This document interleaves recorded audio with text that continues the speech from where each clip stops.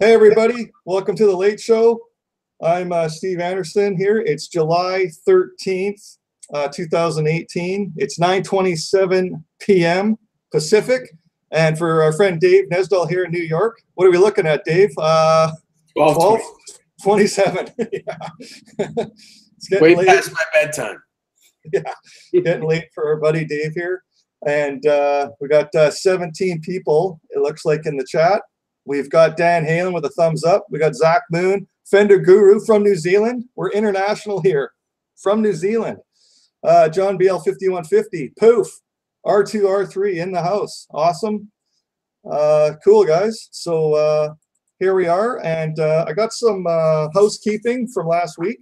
So last week's question was, we're always talking EVH gear, the old guitars, the amps, and Van Halen stuff. So we asked, other than Eddie, what are your top 3 favorite guitar players outside Eddie? So I've done the poll.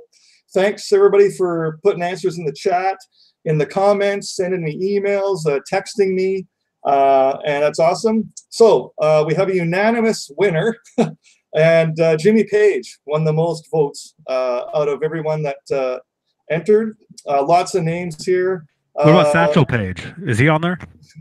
He has a vote. Satchel Paige. From the, what was it, the Cleveland Indians he played for back in the 40s or something. Yeah, Satchel did have a vote here. But tied for second, Jimi Hendrix and Eric Clapton. So there's your 3. So that's a pretty solid, solid picks. Probably, you know, pretty popular, right? Who did you pick? Oh, Jimmy Page, Hendrix, and I've got the entire like Robin Trower collection, Dave. I have like 20 albums of his from the white Jimi Hendrix. Yeah. It's just well, you know how it is. Like Jimi Hendrix is amazing, like the guitar playing and being able to sing the whole thing, and in such a short period of time. Like, what are we talking? Like, what is his first recording? It's 1967 to probably 1970, Band of Gypsies stuff, I guess. But such a short period of time. It's amazing. Yeah. Well, Robin Trower has been out just as long as Jimi Hendrix, you know, and he was doing the same shtick. You know, the same, you know, Fender Strat through a Marshall amp with a Univibe and a wah. Yeah, and yeah, just anybody out there. We've mentioned it before, but the most popular record to get from him is called "A Bridge of Sighs" from like 1973. There's a great song called "Bridge of Sighs." There's another one called "Two Rolling Stone." Two Rolling Stone, yeah. Yeah, and there's also some tracks. Actually, Van Halen used to do some of the tracks in the club days that are on that record.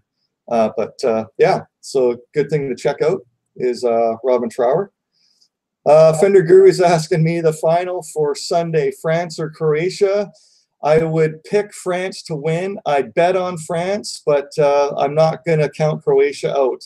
They have a solid midfield, and just like their last couple of games, anything can happen. So we'll see Sunday morning who the next World Cup champion is. Yeah. Dave, do you have any kind of poll question on your mind? Anything that crosses your mind for next week? You think would be a good poll question? I was going to say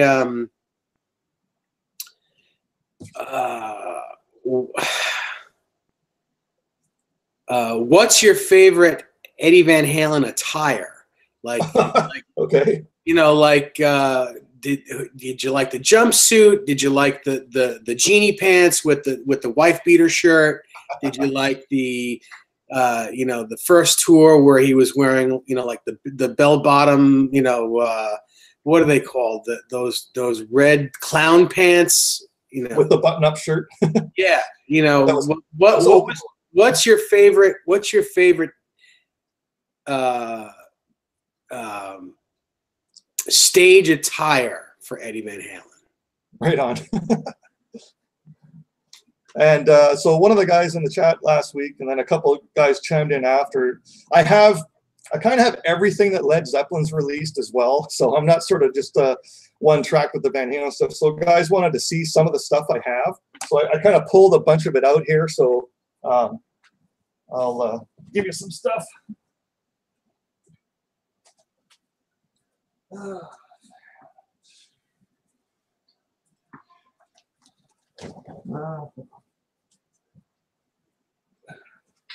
So I do have all the releases, of course, and then there's all kinds of box sets that I have as well.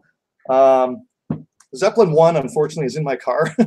That's one I always listen to in my car a lot of times. So there's the individual releases, right? Here's Zeppelin 2. Zeppelin 3's in the car as well.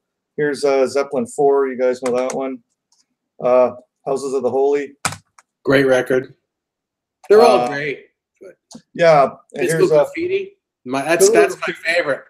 Physical Graffiti is my favorite record. Yeah, that would be mine too. So just anybody in the chat or that watches this, if you don't have a really good history of Led Zeppelin, this release, Physical Graffiti, it's a double record. It's got Kashmir on it, and one of my favorite songs is called "In My Time of Dying." That's a really great song on this one, so good one to check out. There's Presence, and In Through the Outdoor, and just great record too. Yeah, collector thing, guys. If you're into the albums, actually, this album, In Through the Outdoor, it actually has 6 different covers. So when you originally buy the record, I'll show it to you. Hold on.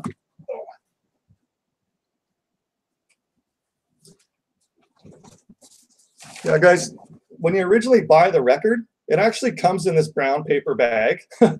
All it says is Led Zeppelin In Through the Outdoor, and on the back, kind of just has the song titles up top. But there's actually 6 different covers. They're labeled A, B, C, D, E, and F. There's 6 covers, and so here's one here. The guy's sitting at the bar. You know, he's sitting there with a drink. There's that one. I have. This is C. This is just a guy sitting at a bar, different angle, looking at him.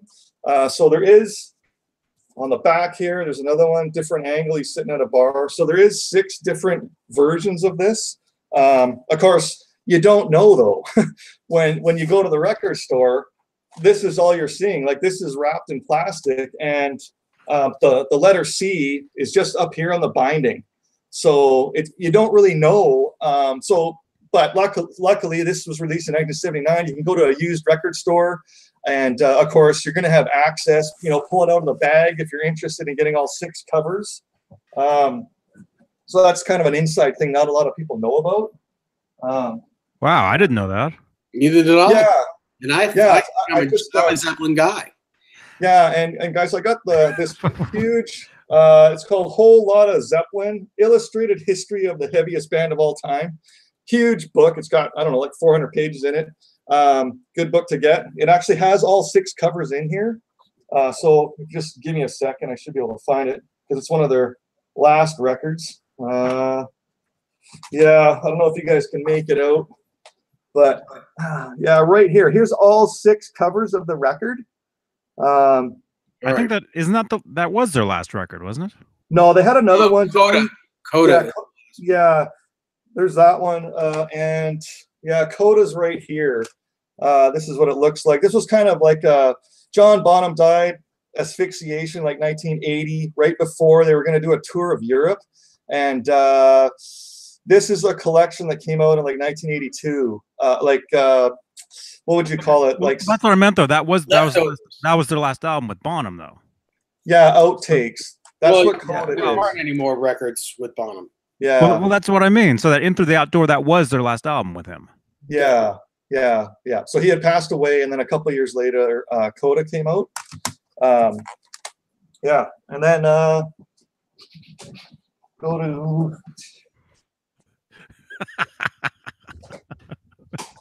My God, no wonder you're thin.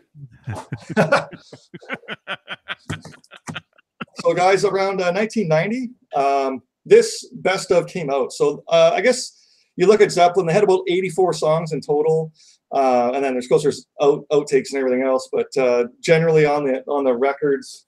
Sorry, is this upside down? No, this way. Yeah, this was a great box set to get. It was 4 CDs, and I'd say about like 50 of the songs were on here on this one.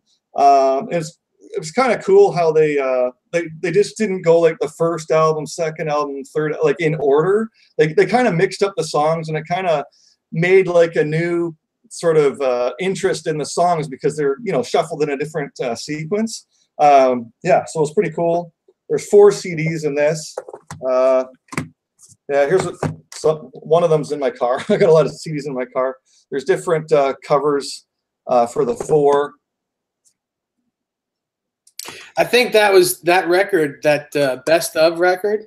Yeah. That compilation is the first time that we heard "Hey Hey What Can I Do" on a record other than a B-side. Yeah, I think maybe there was a song "Traveling Riverside Blues" might have been on this as well. Yeah. That hadn't been released before. Yeah, so good stuff there. And then, yeah, a few years later, I don't know what year it was. It's probably on here. Wait.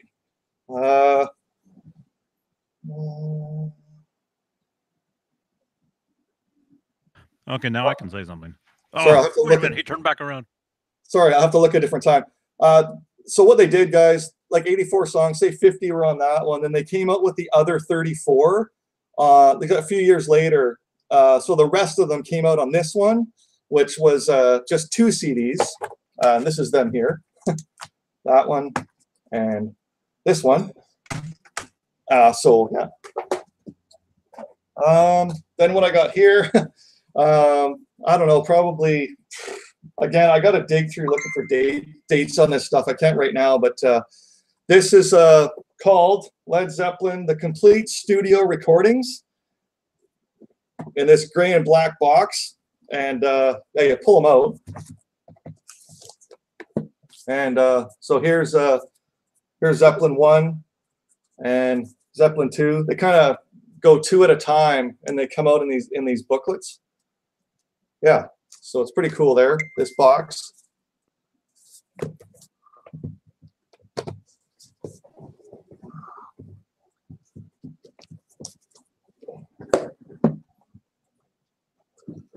What else we got?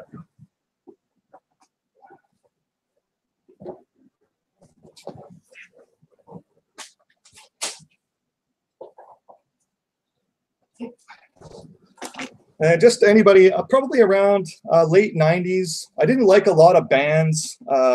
After like Van Halen split up 96, I'd say Alice in Chains was a band I liked because I'm near the Seattle area.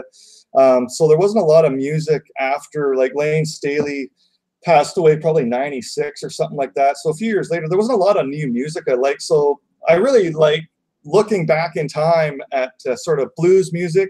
So this came out, it was, it's called The Roots of Led Zeppelin.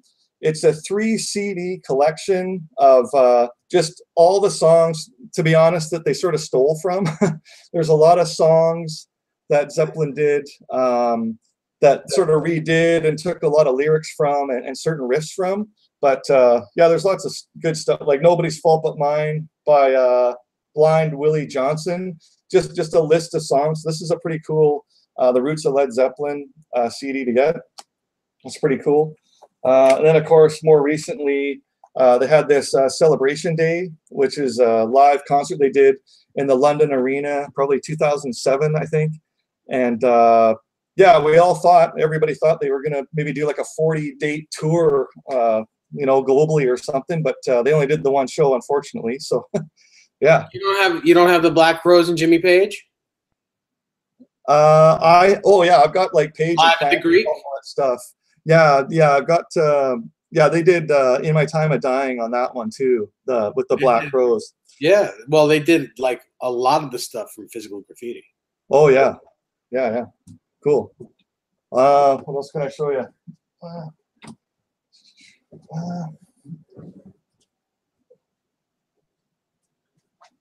My God, Johnny. Oh, hey, Dave. Yeah. Oh, Steve's back. Never mind.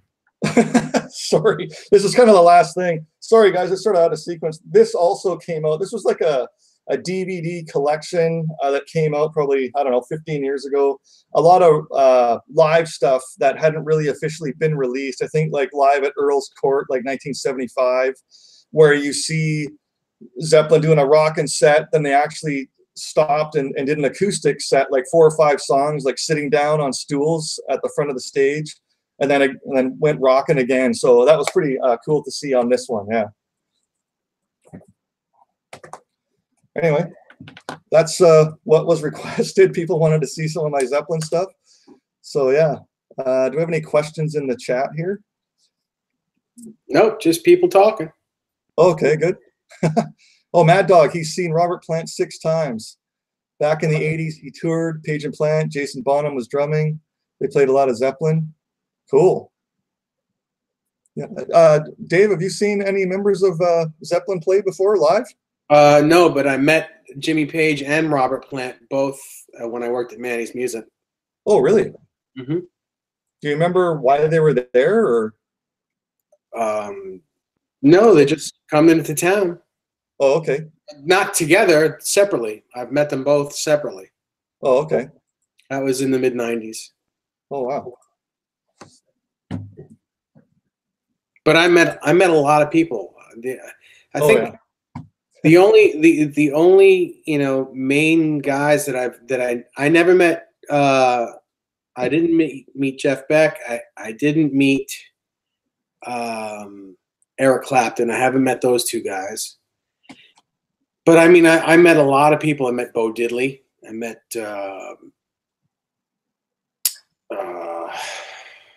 Stevie Ray Vaughan had already passed away, Dave? Yeah, he'd already passed away. He was gone. I met Chevy Chase. Wow.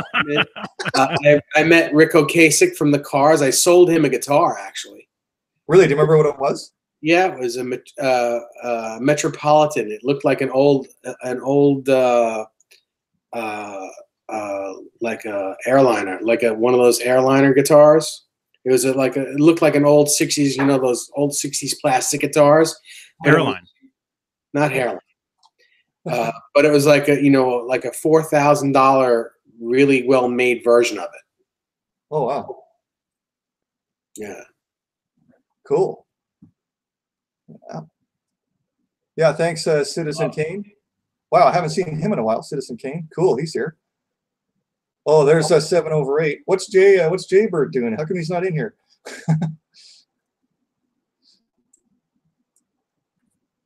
I'm not talking to him. I finally wake up and join this thing, and he's gonna do some stuff. Yeah. Not coming. Hey, Dave, how's Bat Dog doing? She's sleeping. She's good. Oh, right on. Cool. All the animals are sleeping. Yeah, yeah. Dave, did you have your new green Kramer around to show the chat at all? Yeah, I can go get it. Yeah, yeah.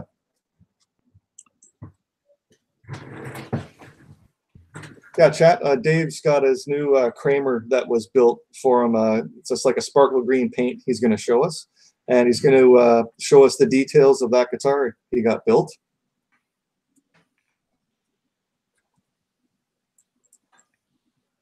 And of course, John BL 5150, he got to mix monitors for Jason Bonham in 1996. Wow. Sorry, guys, I was going through all this Zeppelin stuff. I wasn't even looking at this.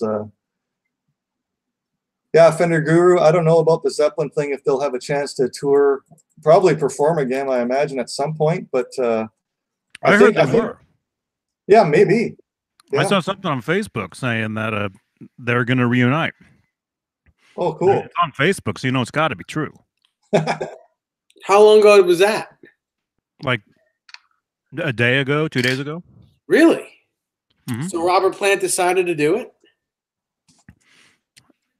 Because a couple years ago, he was offered like $100 million and didn't, or maybe it was like $80 million. Oh wow! And he wouldn't do it. I think the guy's name was Bob Plant. Yeah. Or is it Ron Plant? Yeah.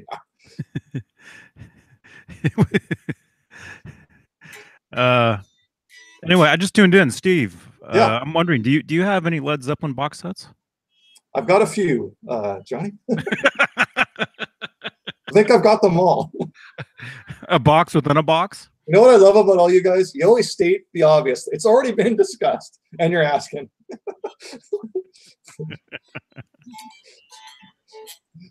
No, what I was going to say really quickly.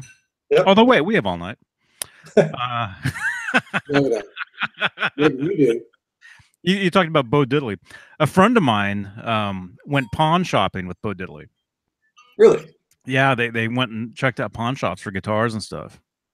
Yeah, a friend of mine named Alvin Youngblood Hart. He opened up for Bo Diddley. This was several years back. Pretty cool. Awesome. That is cool. Yeah. Go ahead, Dave. You want to give us the rundown? Everything you got there in your hands. Okay. So this is the body on this guitar is from a 1983 Kramer Pacer, an original one. The bridge pickup is a Gibson Burstbucker pickup. The neck pickup is a Pariah 59 made by Sean Christopher. The neck is a Musicraft neck that I had on this guitar for a while. The original neck I sold. It needed a fret job. It wasn't really. It was okay. It was okay, but it wasn't great. So I sold it for a lot of money because it was a maple beak neck, and it made someone a very good, 83 Frankenstein kind of guitar. Gold Floyd Rose is not the original Floyd for the guitar, but it is a real gold Floyd Rose. It has a Malmsteen 500K volume pot in it. And that's it, really. It's all the gold parts. This was painted by Craig Stofko,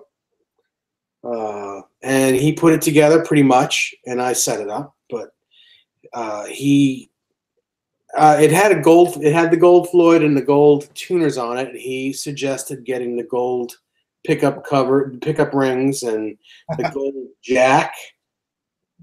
We tried to get a gold back plate, but no one made one, so we just kept the original back plate from it. But it screams. The guitar's great. It's a little heavy. A lot of metal flake in this. Yeah. And sorry, Dave, the tremolo arm on that, is that the old style? Yes. Yeah. Oh, it is. Yeah. And you can buy those gold Floyds at floydrose.com, can you not? Yeah. Yep. Okay. And those come with the old school collar on them as well? No, I ordered it that way. Oh, okay. I ordered the collar and the big block. Right. I think this is a 37 millimeter block, and it has the titanium saddle inserts, and the screws are the stainless screws. Comes with black screws, but I got the stainless screws on here. Wow. Yeah, but I ordered it came with the newer, twist on arm that I don't like. Yeah. So I ordered the old style arm. They make them in all colors. Right. So cool. Yeah. Yeah. How's the Pariah pickup, Dave? You had heard one of those great. before? Well, yeah, I have some Pariah pickups in my Shark. And Sean makes great pickups. This sounds great. It really does. Wow. So what's the Pariah pickups that Sean Christopher, what do you know his history? Did he used to work for Fender or somebody, or? I have no idea. Oh, okay. I don't know. I just took a chance. Everyone seems to like him. I think I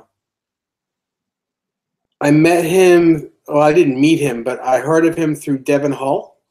All right.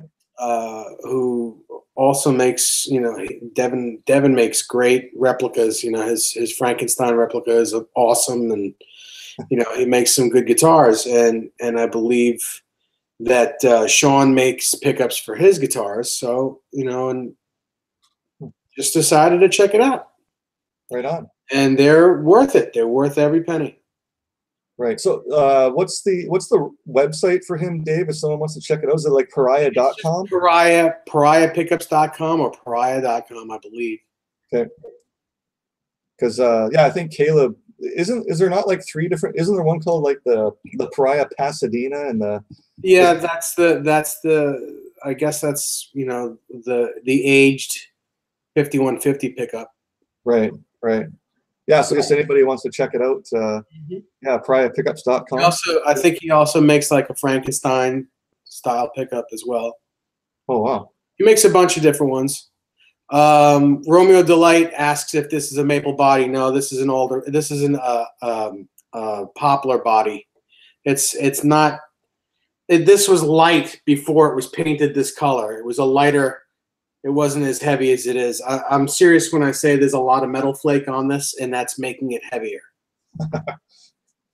What color was that body before or originally, Dave? Do you know? It was candy apple red originally. Oh, okay. Wow. And that's a 1983 body, Dave? Yeah, the body's an original 83, yeah. Wow. And it's in wonderful condition. It was always in good condition. It didn't have any, major dings in it or anything. Right.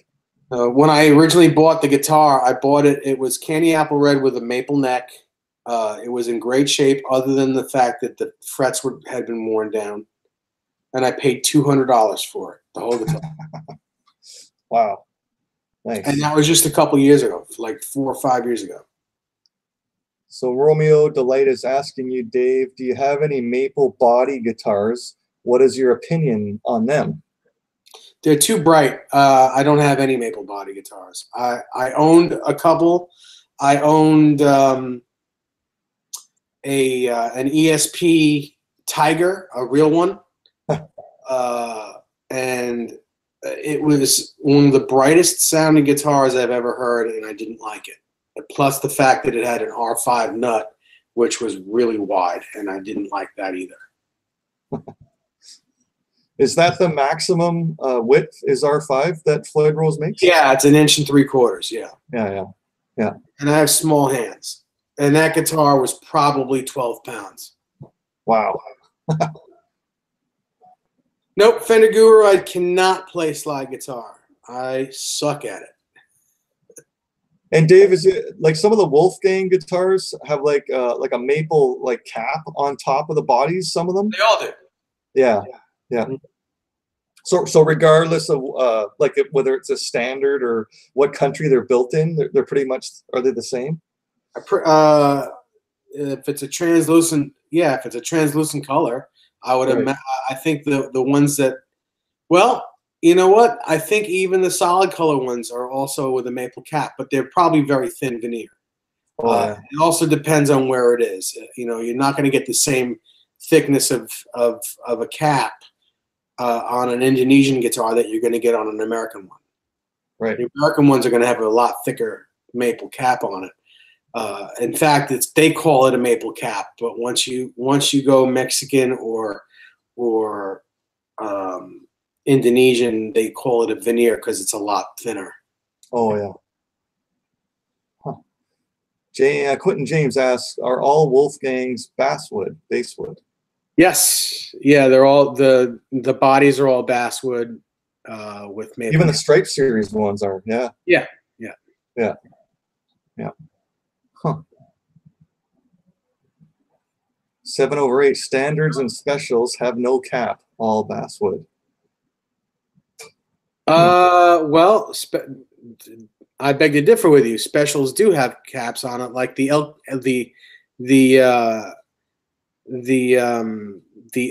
Natural. That's got a maple cap on it. If it's got a maple top, it's got a cap on it. Yeah. Oh, David Allen Wright's here, online for a minute. Any questions for David Allen Wright you have, Dave? I wonder what he's building right now. He's got like 15 projects he's building. Yeah, I know. He's got a lot of guitars. Well, no, the most recent thing on Facebook is the little what is it? The string tree for the 5150 Kramers that everybody wants. Yeah, that was the closest thing I've seen that he has completed. Mm-hmm. Yeah. That and the eye hooks with the thing attached to it. Oh yeah. Fender Guru asked what my favorite amp is. I have a lot of favorite amps. It depends on my mood. My 65 Super Reverb. I have an original 1965 Super Reverb that I love. All of my my rock and roll amps, I love them too. They're clean. They're clean platform amps. They're all 40 watts. 6L6s. They all sound great. I have them in different speaker configurations. I love my EVH amp, and I also love my Plexi. I love them all for different reasons. Oh, David Allen's saying he's also been working on the neck plates as well. Yeah, I saw that. Mm-hmm. Oh yeah, Fender Guru's asking what you recommend for Van Halen style songs. If you're playing the Van Halen style, like what amp of yours does it the best, you figure? Well, my setup, I have it as a wet dry wet system with 3 cabinets. My EVH 50 watt head is what's powering it, pretty much, and then I go into the return of my Plexi as the second head. That's what powers the 2 outside cabinets, but the main sound is the 5150. Oh yeah. Yeah, Fender Guru, he wants to get a EVH amp soon, he says. Mm-hmm. Cool. Yeah, I think the EL34, those new ones, I like the black with the gold design on it. I think it looks really smart. I like it better than the ivory looked myself, just the look of it. I imagine that the sound improves every year as we go on here. Yeah. We got John Boulware in the house. Cool. Hey, John. Oh yeah, it is Friday the 13th. Take it easy. Saturday the 14th here. Yeah. Yeah. That movie's horrible, you guys. Yeah. So if you guys are walking through a cemetery right now, take it easy, okay? Hey, John. Good to see you, man. Oh, hey, guys. Here. Hey. You had dinner? Yeah. Okay. It was good. Did you post it in the Discord? I thought about it, but then I think other people that are in there in the Discord. Oh yeah. I'm gonna wait a little while. We're gonna get some other people in there to post pictures of their oh yeah, their Happy Meals and their their whatevers. Yeah. Mm-hmm. Oh, Dave, you got another question. What are you running on your current pedal board? Well, I have my pedal board right next to me. My bigger board is here. I have a switching system. It's like it's a looping system. And in the looping system, I have a Polytune TC Electronics tuner. That's one loop. Let's see, 1, 2, 3, 4, 5, 6, 7. It's 10 loops I have. In the first loop, I have a Friedman Dirty Shirley pedal. Oh, right on. Then I have a Way Huge Overrated Special, which is that's what Desiree said. It's another. Yes, it's a Dumble style overdrive. It's the one that Joe Bonamassa uses. Then I have an MXR Phase 45, a Lex Strymon, a Dr. Scientist Tremolescence, which is a tremolo pedal. Doctor Scientist. Dr. Scientist, yeah. Wow. Was Batman a scientist? I don't know. TS Electronics Corona Chorus, TS Electronics Flashback Delay, and an Ultra Vibe Univibe. So Dave, that Dirty Shirley pedal, did that replace something for you? Like it replaced the BEOD. Oh, okay. The BEOD is just it's got way too much gain. Even at its lowest setting, it's too distorted. It's just too distorted. It's for like full-on metal guys, I guess, right? I mean, yeah. I mean, it does Van Halen really well. It does like anything with a lot of gain really well. But what if you don't want all that gain? Yeah. You want some gain and you want to be able to reach a lot of gain. This pedal goes from low gain to higher gain, whereas the BEOD is only high gain. So it's just a little bit more. You get a little bit more control out of this, and I think the EQ is a little more pleasant as well. Yeah. So Dave, yeah, go ahead, Johnny. I didn't. Can I? Yeah. I didn't think the BEOD. I don't think it's too much. I think it backs off pretty good to get just a slight little kick. Well, then you and I have different ideas of what little kick is. This is mainly for blues playing, not for rock playing. You can play rock with it, but it's more set for blues for really, really low gain. The one that you're talking about. Yes. Okay. Yeah, but the BEOD, I mean, even on the lowest gain settings, it's got a lot of sustain. It's more sustained. It's more of a rock vibe than it is a blues vibe. Wow. So guys, we've got an announcement here from David Allen Wright. Did you see the Chris Locke new CNC machine today? Of the video, he was making two 150 prototype versions, 6 bodies at the same time. Yeah. Wow. Amazing. Cool. And Fender Guru from New Zealand is asking Dave, what's your favorite and best wah pedal do you figure, Dave? I like the T wah, the RMC 10. I just think that it sounds of all the wahs. When I think of good wah, I think of Jimi Hendrix. I think of like Voodoo Child, that type of sound. I think of Machine Gun. Well, Machine Gun, that was Univibe. But I think of Hendrixy type wah wah. And to my ears, that wah, the RMC 10 by Teese, has that. It's right on the money. Wow. When I think of wah, I think of Black Lassie.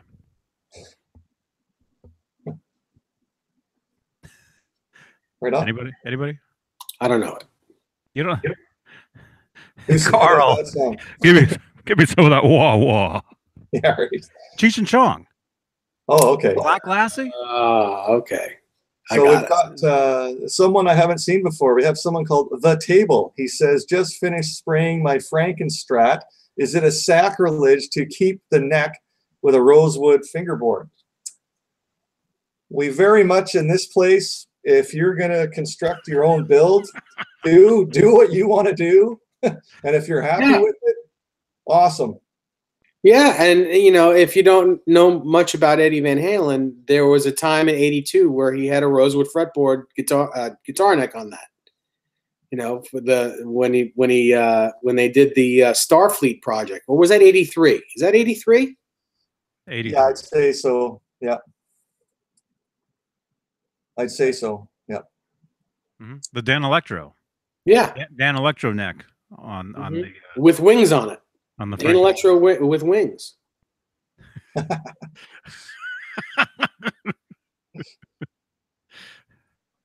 We've got Vintage Sounds in the house.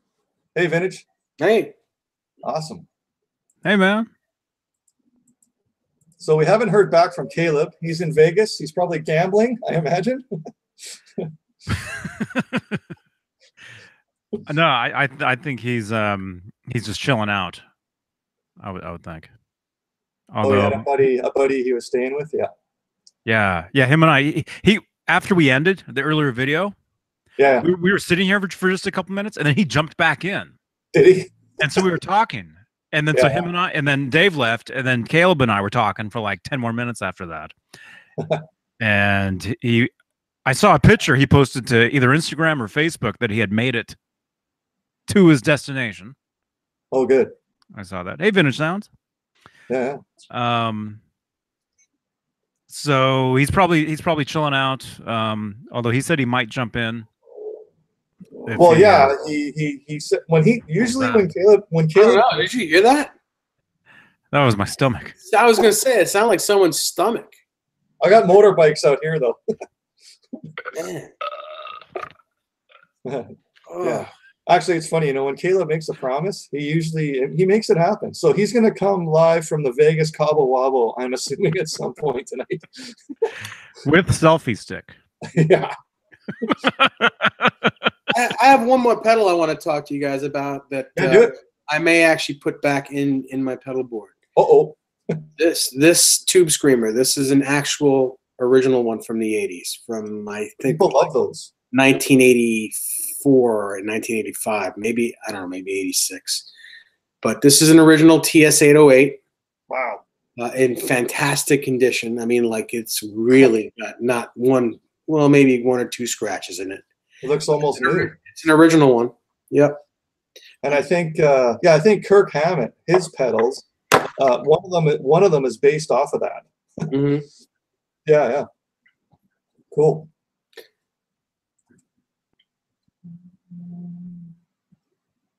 David Allen Wright says, I will make my own bodies to practice with. I will do archtop Wolfgangs. I will use different woods than basswood. So David Allen's mixing it up. Mm-hmm. Citizen Kane, yes, this is the holy grail of Tube Screamers. This I could probably sell this particular one for about $1,800 because of how clean it is. Yeah, that's awesome. Were those always that color, Dave? The green? Yeah. Mm-hmm. Yeah. I always find that kind of cool about a lot of the pedals, that it can go 20, 30 years and they're still the same color. Like, what is it? The MXR Phase 90 is always the orange. Yeah. Mm-hmm. Mark Taylor will give you $100 for it. Not going to happen.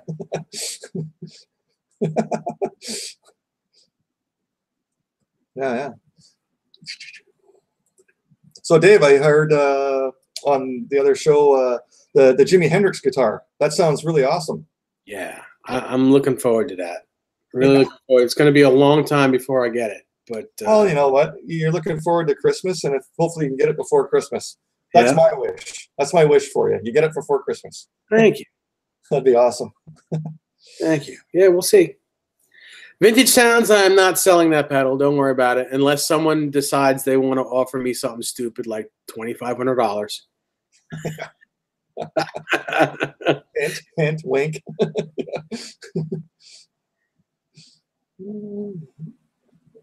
Yeah.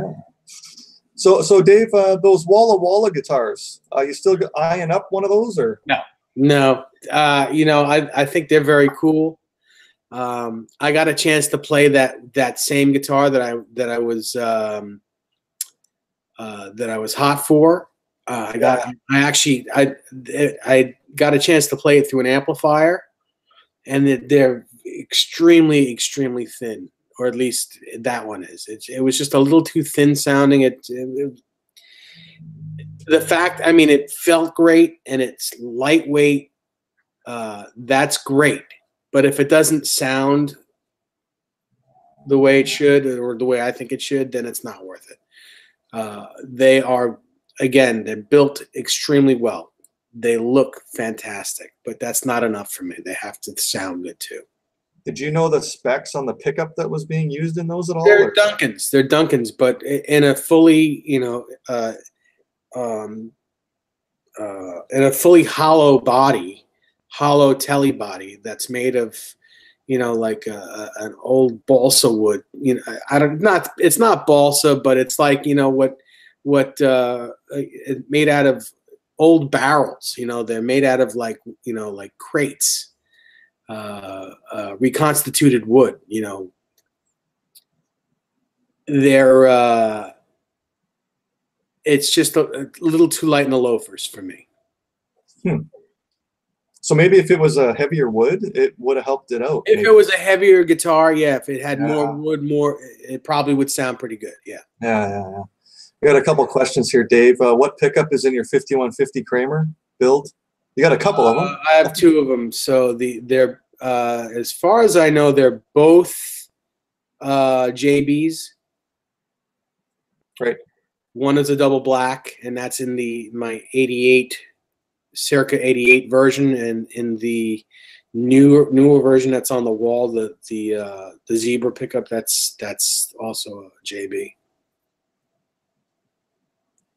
And there's something here I've never heard of before, Dave. Someone here, Vintage Sound, says, I have an original Proco Rat pedal. Oh, the Rat. Yeah, it's a great pedal. They're very cool. In the box, and he'll never sell it. So what exactly is that one, Dave? It's got its own sound. It's like it's not quite a muff. It's not quite it's a distortion. It's just a distortion pedal. Okay. I think it had three knobs on it, like, distortion, tone, and volume, I believe. And it's like it sounds exactly what the name is. It sounds ratty. It sounds like, but in a good way, really in a good way. It's a pleasant sounding distortion pedal. It's not an overdrive. It's a distortion. Right. So It's a good one. Good pedal. Yeah, I've still got the Boss, the yellow one, overdrive distortion. Mm-hmm. So it sort of gives you both options. Yeah. Tubinin, Guitar World Poster said the pickup for the 5150 was a 59 Seymour Duncan. Do you guys think it was it? They said it was a rewound one. So yeah, it's there's again it's the same type of argument as is the body poplar, or is it basswood, or is it swamp ash? No one's ever really going to know, and it depends on what interview with Eddie you're reading at the time. Some people say that it's a JB. Some people say that it's a 59. I think Eddie had always said it was a 59 in that, but sometimes he says it's just a 59. Sometimes he says it's a rewound 59 or a custom 59. No one will ever really know. And it's not even in that guitar anymore. Right now, I believe it's a Wolfgang pickup. And in fact, I think it's a Peavey Wolfgang pickup. Fender Guru from New Zealand. Yeah, that's the London 02 show on the big screen from probably 2007, like 11 years ago. Yeah, played a lot of my favorite Zeppelin songs on that show. So yeah, it's a regular thing that gets lit up here. With Jason Bonham on the drums, of course. Mm-hmm. The Table, our new friend, The Table. What's more important for my Frankenstrat new pickups, or upgrade the Fender Trem to a Floyd? In my opinion, well, this is the way you got to look at it. Is it more important to stay in tune, or is it more important? I mean, if you have a good amplifier, then even a pretty crappy pickup is still going to sound good. I would probably go with an upgrade to Floyd Rose, but it's probably going to be an expensive proposition. If your guitar has a Fender style tremolo, It's not as easy as just putting a Floyd on. You gotta dowel the holes that your that the tremolo you have on it, and then you have to re-drill for the posts. Make sure that they're in the exact right spot. There's a lot that goes on, and it's very expensive to do. And I don't suggest doing it by yourself unless you've done it many times. It's not something that you know. I mean, you can do it. You can do 10 of them and not get it right.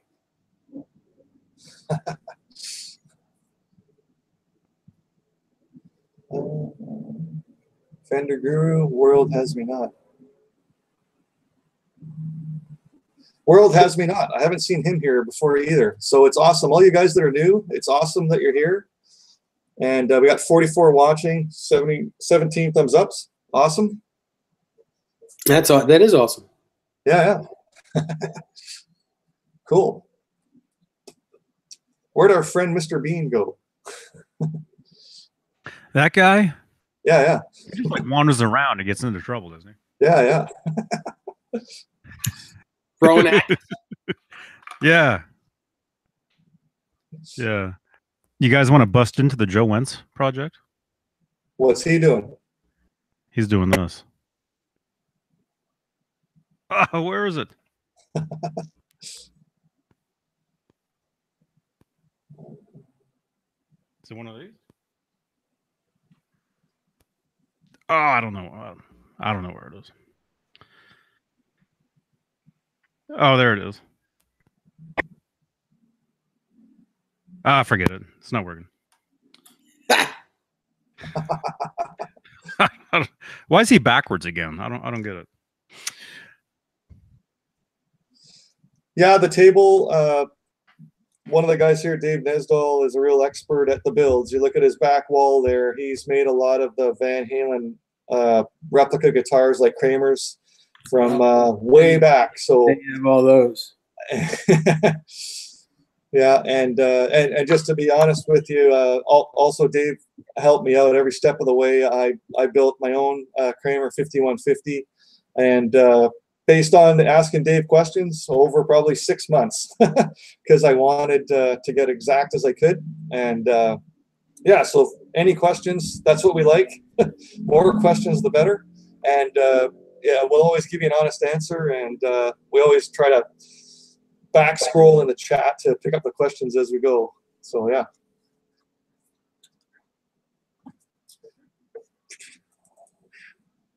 So Dave, what's new in your neck of the woods in New York? What's happening? Any construction going on around your house? Nope. Nothing? No, thank God. No. Yeah. I think I can deal with the construction.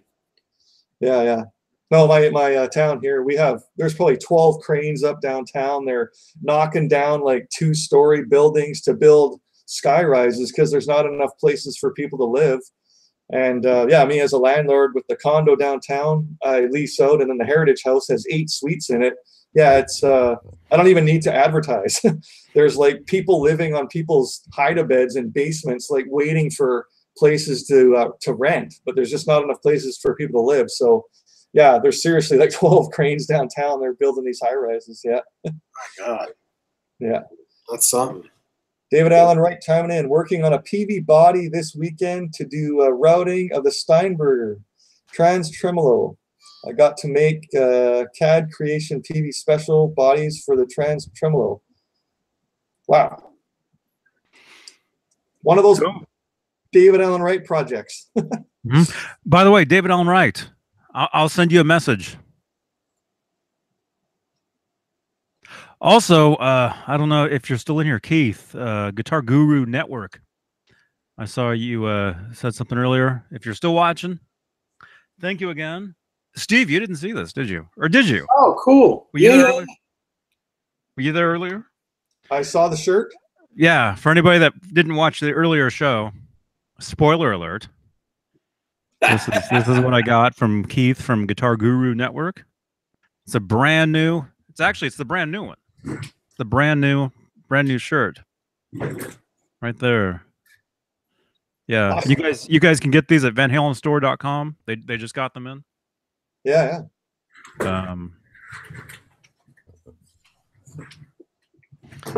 And speaking of shirts, there's a brand new Johnny Beane T-shirt over in the Johnny Beane store.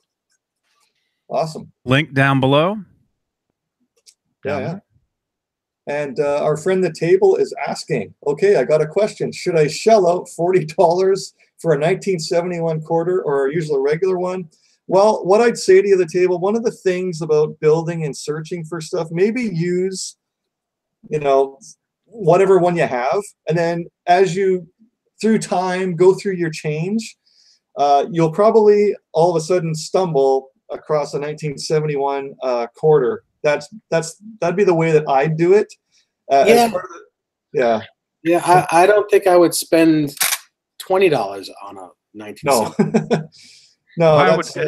Why would anybody spend more than 25 cents on a quarter? Exactly. Go to the bank and you're better off giving them a $10 bill and get a bunch of quarters, and you'll probably get one in it. Yeah, it's like it's part of the fun. Someone's on their way right now. Yeah. Just to the table here, man. Like I gotta say to you, part of the fun, like even like records and stuff that like Women and Children First. If you find one that has the poster in it, like that's a gold mine. You find that for like $5 or $10 in a used record store. That's part of the that's the fun of it. It's the easy way out is to just go on eBay and slap down $40 for 25-cent quarter. Like I'd never recommend that. Part of the fun is the search to actually find one. So that's my I tell you because the table lives in the UK. To all of our fans and friends, if you have an extra 1971 quarter, send it to the table. Send it to him, and he'll give you another quarter.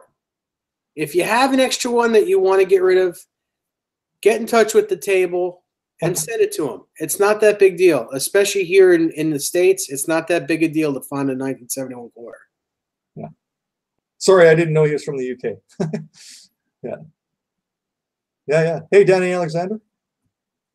And Clayton James. Yeah, tomorrow is Straturday. Everybody break out your Fender Strats. Got a few of them right here. Yeah. Oh, Dave, I have a question. Do you have a black Stealth? No, I did. I sold it to Pete Caruccio. Oh, wow. So is it an actual EVH one, or something you built? Yeah, no, EVH one. Oh, wow. Cool. Any desire to have one again? No. Why, are you selling one? No, I'm just I'm just. It's just something I haven't seen. You're just gonna send me. You're gonna send me one? Thank you. Anything could. Well, the lottery was tonight. The lottery was tonight. It was 55 million. So you know what? I tell you what. If I won the lottery tonight, I'll send you one. No, you don't. I wouldn't want you to spend the money on that for me. But thank you. I won 55 million. You think I'm worried about $4,000? Yeah. If you won 55 million and you wanted to give me a guitar, I would say, I would appreciate if you paid for my Hendrix Strat.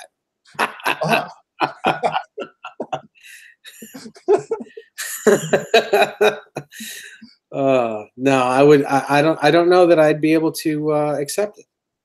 I appreciate it, but I don't know that I'd be able to. You know what, Dave? It would be in a box at your house, and you wouldn't have a choice. And if you sent it back, I'd hit the Elvis return to sender button. I'm still waiting for those those mugs. What?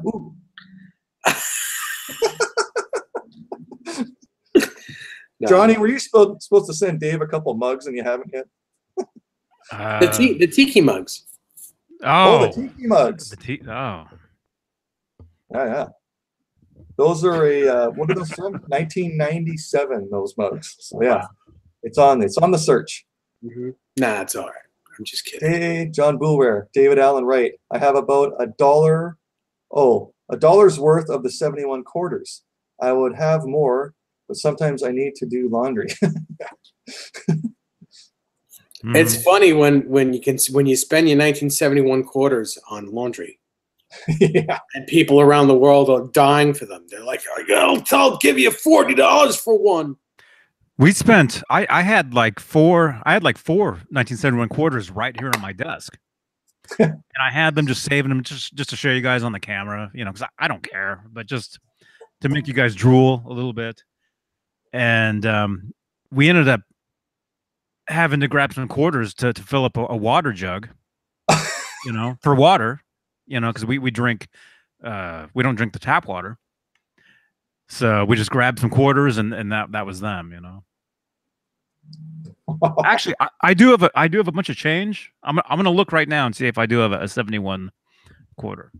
We'll see you tomorrow. Tiki. What? What? More like peaky. Yeah, right. Our new one of our new friends here tonight is World Has Me Not asks, how do you think the PRS guitars sound relative to Les Pauls and Stratocasters?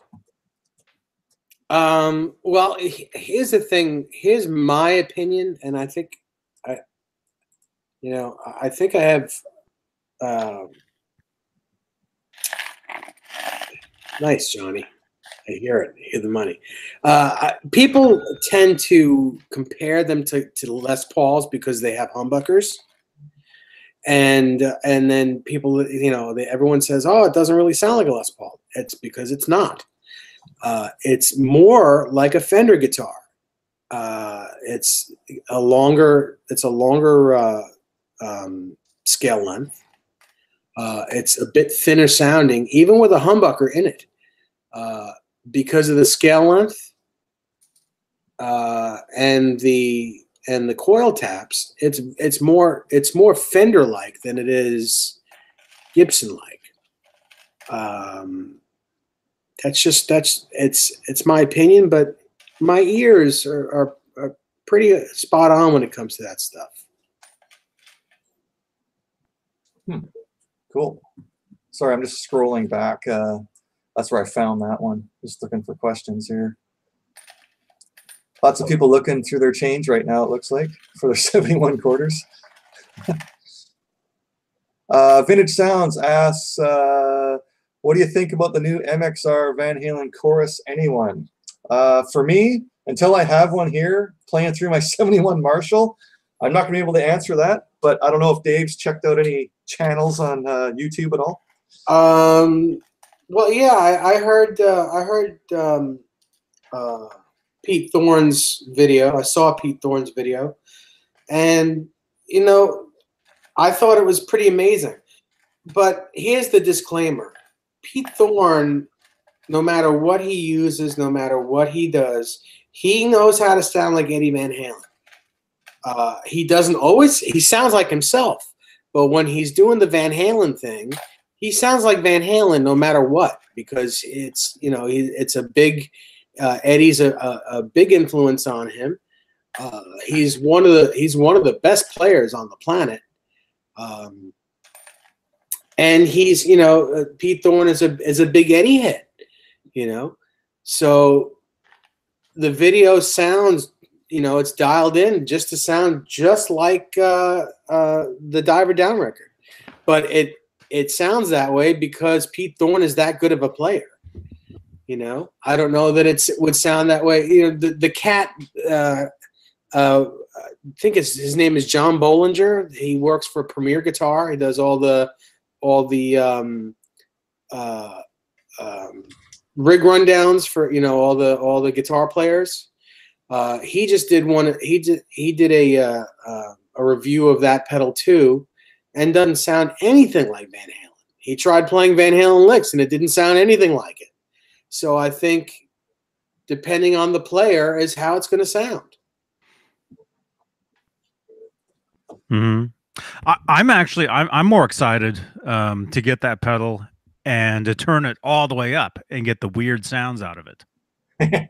Because you were just talking about the guy from Premier Guitar, that's what he did. He turned it up and you could hear like just bizarre. So you saw his review, right? Yeah. It's a good review. He makes it sound good, but a lot of the cats that want that pedal want to sound like Van Halen with it. Well, because that guy he can't play Van Halen. Right. He couldn't. I think he admitted it. And he didn't sound anything like Eddie. No, he was playing. He was playing. Yeah, he played Pretty Woman, and he but- played something else. I don't remember. Yeah, because that pedal, the 5150 chorus pedal, is basically it's the Diver Down chorus sound, either the Diver Down album or even the Diver Down tour. Mm-hmm. That's what that pedal is. It's Pretty Woman. Listen to the chorus on the record, and you'll hear basically what that pedal is. But is this close enough? Is this? Come on, focus. Does that say 1971? Focus.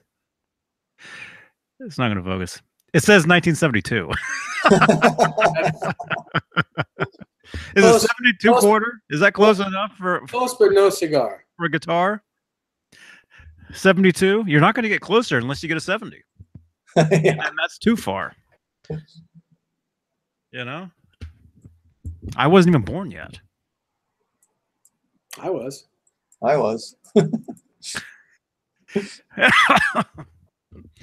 You guys aren't going to say any bad words, are you? Because I don't know if I can hear them. Yeah, right. So, Johnny, how close are you to making your what do we call it? Chrome hardware Wolfgang. What's happening? Right now, nothing. Oh, that's why I need to talk to David Allen Wright. Because he offered to help me out with that. So I basically just need to get him the guitar. Is what I got to do. And no luck. Where does David Allen Wright? He's in Nashville. Yeah, right? well, I got to mail it to him. That's the thing, is I got to mail him the guitar, and I've got a box. I can do it. So David, if you're listening, just message me if you're still up for it. If you want to help me out, send me an address, and I'll send you the guitar with everything, all of it. And if you can stick this quarter under the bridge, that'd be great. I like it because Dave's got his gold sort of Kramer, his green one, and then you're going to have your chrome black Wolfgang. Yeah. And actually, he says, sure. Okay. The thing is, David Allen, the only real problem I'm having with the guitar is I got this Schaller bridge for it from John Storms, from Storms Guitars, and the posts just need to be drilled out, just the slightest. Oh, hey, Cramp Music Yo, how are you?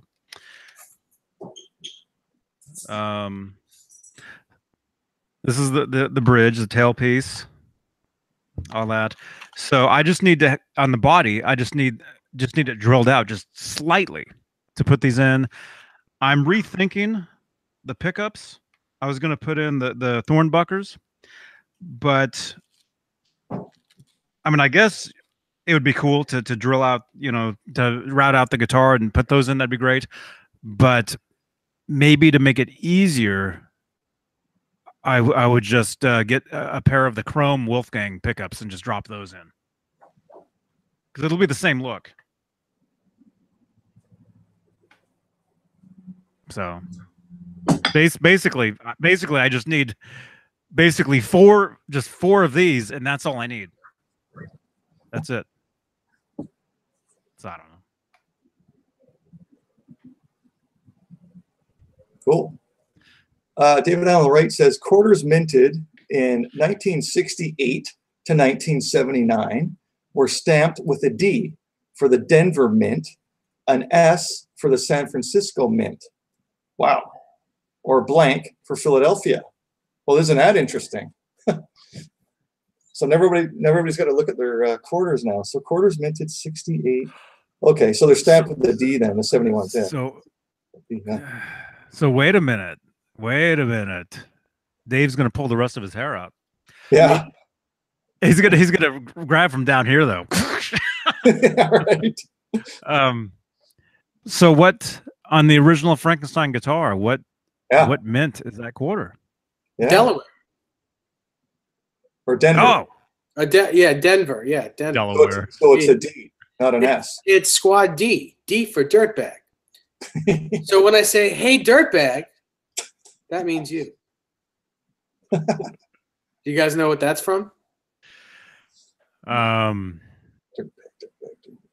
Joe Dirt. Police Academy. I haven't Vintage watched those Sounds. since. Yeah, Vintage Sounds. He's asking, is anyone going to buy the new I'll go Van Halen chorus pedal? Yeah. I'm guessing that Johnny's probably going to have one sent to him from someone. Well, I'm on the case for that. Yeah. Either way, it's not like I really need the pedal. I don't have to have it. Yeah. But like I said, when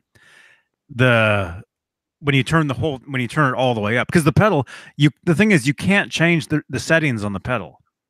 Really? It's one sound. Yeah, you can't change the chorus sound on it.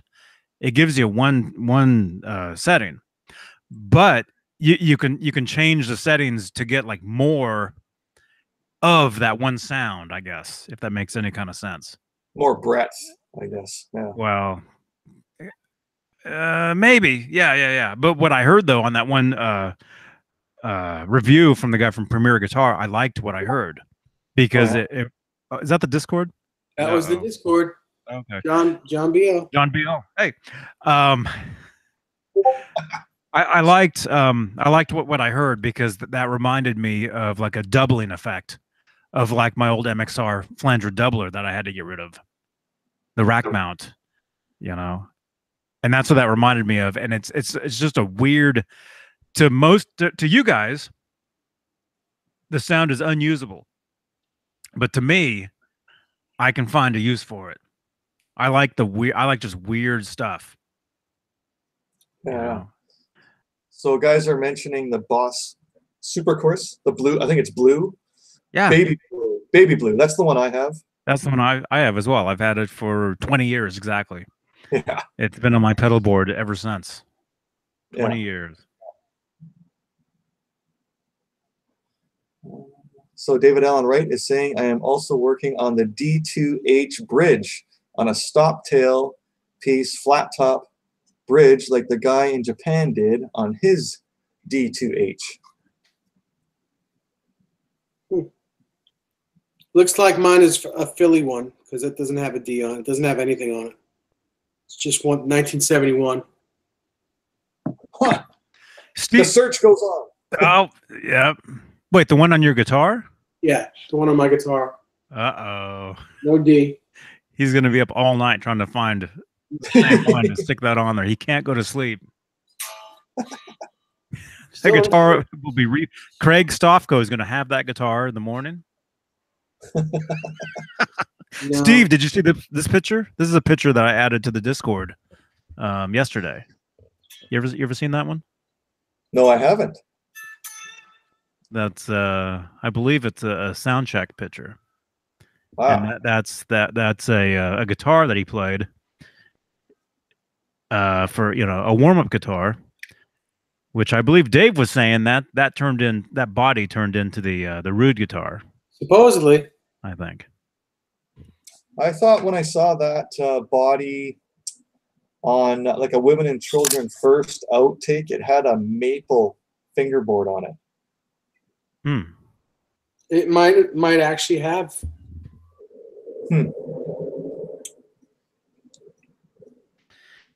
Yeah. But yeah, this picture is in the Discord. If you guys want to join the Discord, right on. Phone number right down below. And you can jump in, tell us who you are. Yeah, Vintage Sounds. Johnny, any messages from Michael Smith or Caleb at all from tonight? Caleb, no. Michael Smith, yes. He might. Michael Smith might be jumping in a little later. Oh, right on. John BL, best I could find was an 84 quarter in the Discord.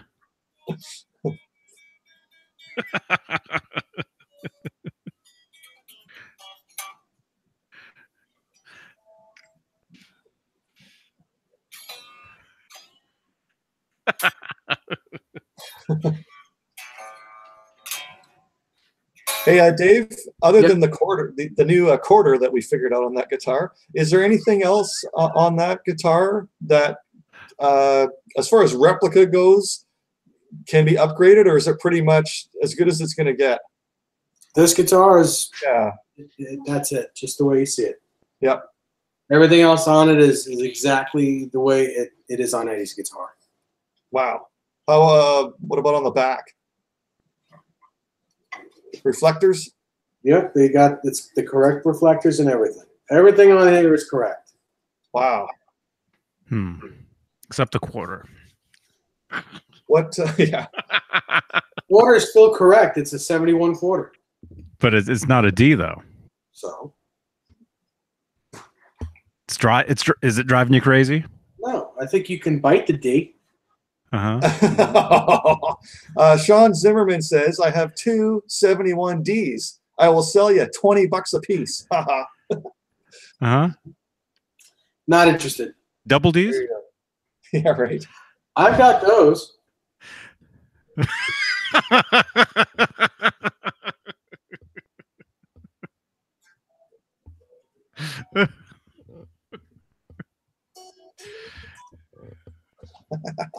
This pickup in this guitar was a gift from Fender. It's a prototype. It's an early prototype of the Frankenstein pickup that's signed by Eddie. Wow. That's amazing. It's actually signed? Yeah. Well, that's cool. Did the original pickup and the original guitar, was it signed? No. I would imagine not. Well, maybe the one that's in it right now. I don't know. You said that guitar is exactly the same as his. Yeah, except for no Eddie Sweat. No Eddie Sweat on this guitar. But does his have Dave's fingerprints all over it? It has my drool? Yeah, it has nut sauce on it.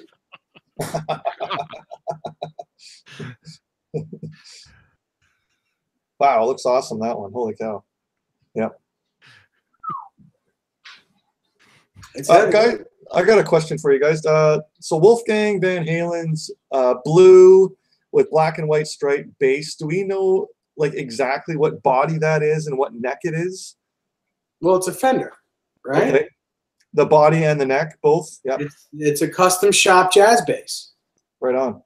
Okay. Yeah, a lot of guys are in the chat have been mentioning that they've been doing builds, trying to replicate it. Yeah. Yeah. It's made. All you can say is it's a custom shop jazz bass. That's all. Yeah. Dave, are you at all surprised EVH hasn't brought a bass out like that at all? Am I surprised? It's almost 2 a.m. where he is. He's. I don't know. I mean, the company is geared towards Eddie. It's not geared towards Wolfgang. Yeah. So I mean, I know it's going to come down to the market. Is there a market to sell, so many of them, right? Yeah. I think once Wolf's record comes out, and depending on how well it sells, you may or may not see a Wolfgang bass. Yeah. But until that happens, I don't think you're going to see one. I don't think you're going to see much of anything else. Just maybe different colored, lesser, of the lesser expensive guitars. I don't know. I don't know that you're. Who knows?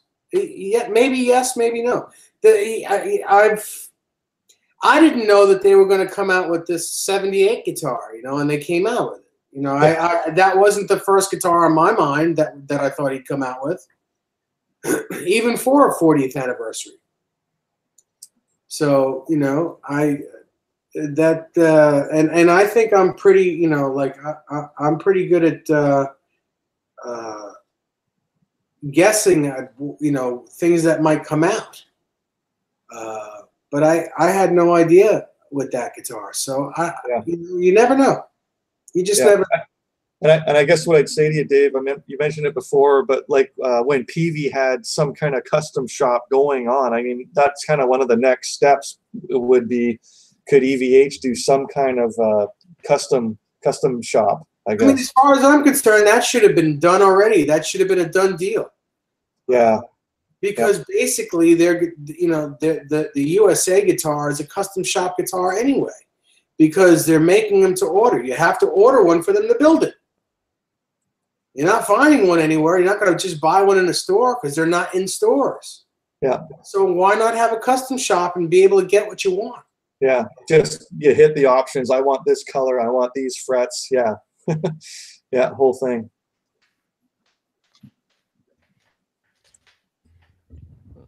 But then they got to have the staff to do it, right? Yeah. Mm-hmm. But if Peavey did it, I mean, you think they'd do it, yeah. And besides, it's, you know, it's really ruled by Fender, and they're massive. Mm-hmm. I think regardless of anything, you're probably going to see a bass at some point, whether it's a Wolfgang signature bass or a brand new EVH style bass or a Wolfgang guitar style bass, because they don't have one. Yeah. You know, I think eventually you will see one, whether it's a replica of Wolfgang's or not. Yeah. Jimmy T, yeah, Wolfie's great on guitar. You can call him up on YouTube. He's got some stuff out there. He's with him playing guitar. Seems like he's good on anything. Mm-hmm. Yeah, I'm looking forward to hearing his record. Me too. Because supposedly he played all the instruments. He played everything. Everything on there. Everything on there's him. Mm-hmm. Mm-hmm. Which is cool. It's like one of my favorite drummers, Stuart Copeland. He did a record under the name Clark Kent, and he played everything himself. Everything on there was him. You know, and singing. What year did that come out, Johnny? It came out in '78. Oh, wow. So technically it was before the Police, technically. And then with the Police, it helped the record a little bit. And then Stuart did some of those lip syncing, you know, those shows where they sing, but they're not really singing. Yeah. And it's him and these other guys, and they're all wearing masks. And the other guys is Andy Summers and Sting. But you wouldn't know it unless you knew, oh, that's Sting's bass and that's his hands. You know? Actually, I'll put that video in the Discord. That's right, John. Yeah. Yeah. Sorry, I got to read this thing from John BL 5150. Didn't Ed use an old vinyl record for his black and white 78 pickguard? What record was it? The thing is, I mean, if that was a record, you would see the grooves on it. Is that what you mean? That's what he's getting at. I don't think it is. I think it was just plastic and he just cut out the shape. Yeah, that's what I thought it was. I don't think, yeah, because if it was an album, you would see, you know what I'm saying? Grooves. Unless yeah. It was you would see that. You would see the stone groove, man. And the thing is, a record isn't even big enough to make a pickguard out of. No, it's not. Even if it didn't have the label on the front, it would have a hole in it. Yeah, I think that's false. I think somebody made that up. Yeah. Yeah, I thought it was just a piece of plastic that he had cut out off of something with scissors, yeah, and slapped her on there. Copied a Fender Strat pickguard or something, yeah.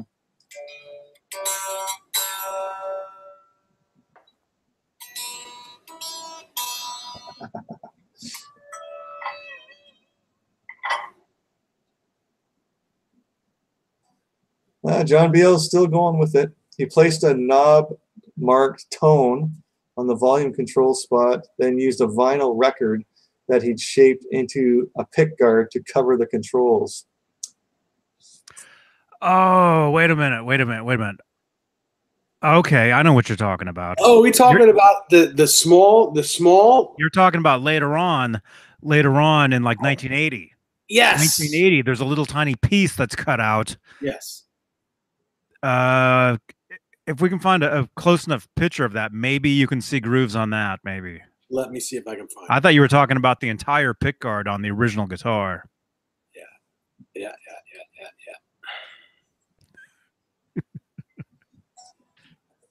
Where's Jay? Jay?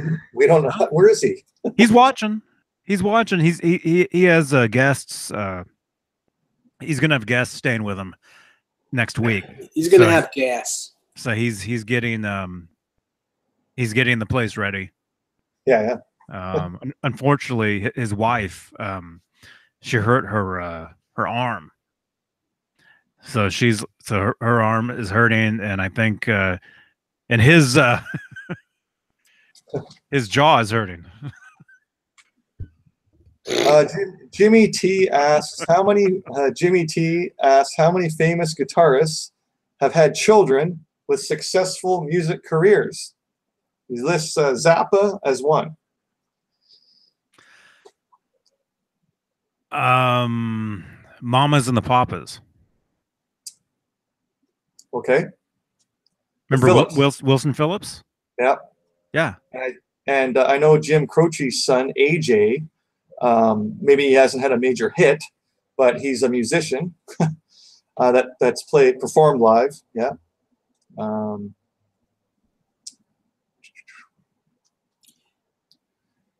else do we know? I think Robbie Krieger's son from the Doors, and also Ray Manzarek's son from the Doors. Don't they have a band? Oh, wow. Cool. They have one together? No, I don't think together. Who else? Are they called the Doorknobs?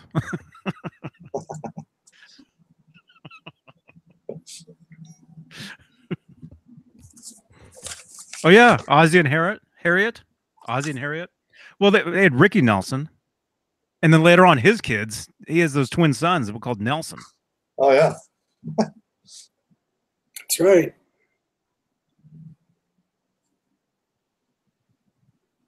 That's a good one. I forgot about them.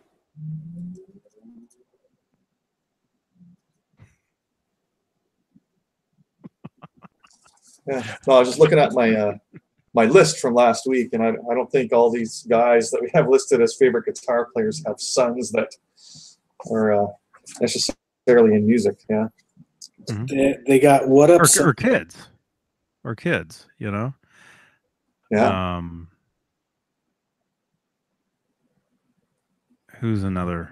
I guess John Lennon's son, right? Both of them. Julian and Sean.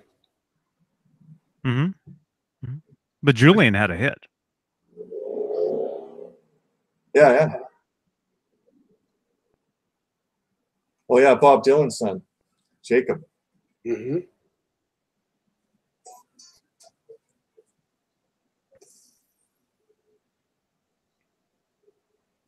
I'm still looking for that picture of that guitar. Oh, yeah.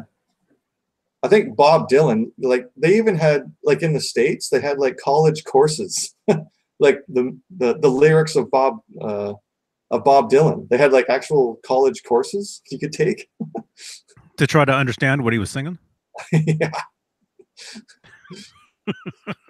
Not to understand the lyrics, or not to understand what the songs are about, just to understand the lyrics. Right?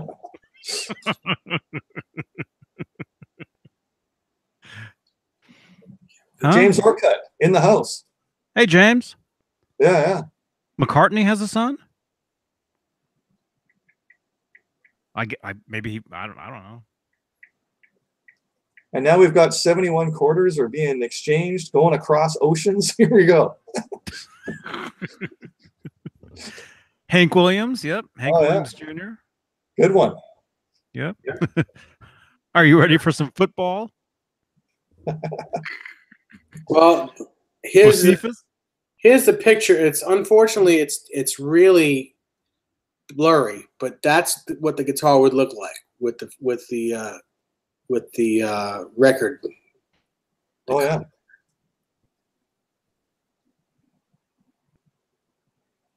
Is that the Women and Children First tour, Dave? That shirt? Yep, it is. Yeah, yeah. See if I can find a better picture, but that's it. Here it is again. It's also a blurry picture, but oh yeah. Yeah, Women and Children First again.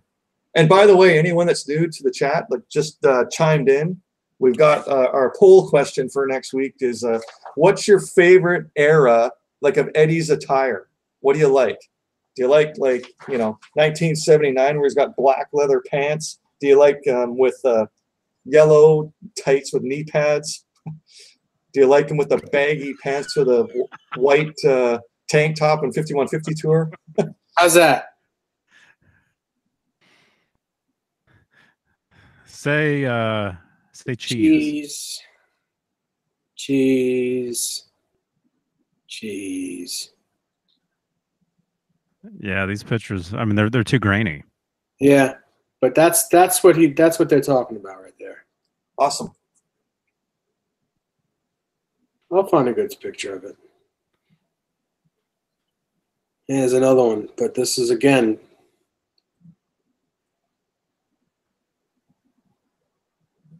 Pretty close picture though. Oh yeah. Mm-hmm. It's just too grainy.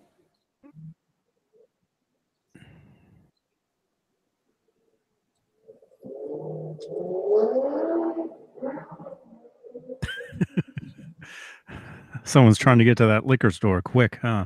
You know what? You know what, Johnny? It's always the same guy at 11 o'clock every Friday. It's the same. You know what it is? Because locally here, the liquor stores, like the cold beer and wines, they shut down at 11, and it's like 1 minute to 11. He's got 2 minutes. Yeah. Oh yeah, he just got his stash.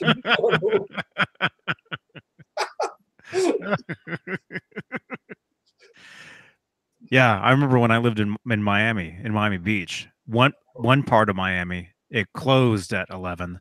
You had to drive over a bridge to get to the next part where they were open till 2. Oh really? I remember. Yeah. So I was always driving to get to the place that was still open. You know. One more.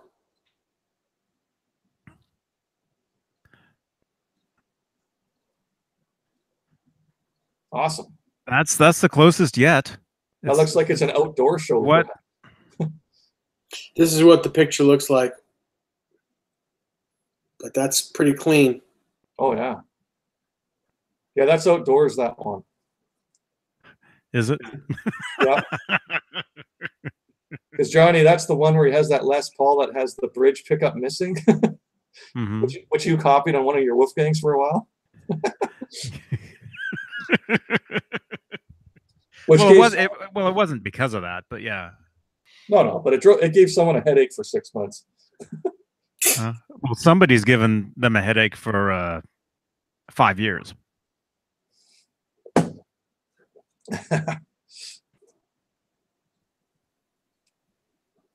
Well, yeah. James Orcutt, $10 in the house. Thank you, James. Thank you very much, James. And of course, Dan is wanting to know what record it was that Eddie cut. Who wants? Can you zoom in far enough to see the grooves on that so we can count and figure what songs are on that record? Yeah, what Genesis album that is. Yeah. That was 1980? 80? Mm-hmm. Wouldn't it be funny if it was one of their own records? Up until 80. So it could have been, if it would have been anything from Van Halen 1 through Women and Children. Imagine that. Because they would have them. There's that guitar. Oh, yes. Mm-hmm. I like that one. Of course you do. That one. We've narrowed that down to a Yamaha, have we? Yeah. Yeah. Yeah. I like it. I mean, not because it's striped. I dig the way it looks. The body shape and everything. And that was red tape, right? That wasn't painted? No, it's electrical tape. You can, because if you saw the back of the guitar, the back of the head of the neck is all striped up as well. Although you would feel the tape though. Yep. Unlike the Shark guitar where it's painted on. Yep. It looks like it's tape though, if you look at the reflection. Yeah. James Orcutt asks, anybody subscribe to Vintage Magazine? No, I never subscribed. I used to read them. Vintage Guitar or just Vintage Magazine? He says Vintage Magazine. I'm thinking Vintage Guitar. Yeah, I get it.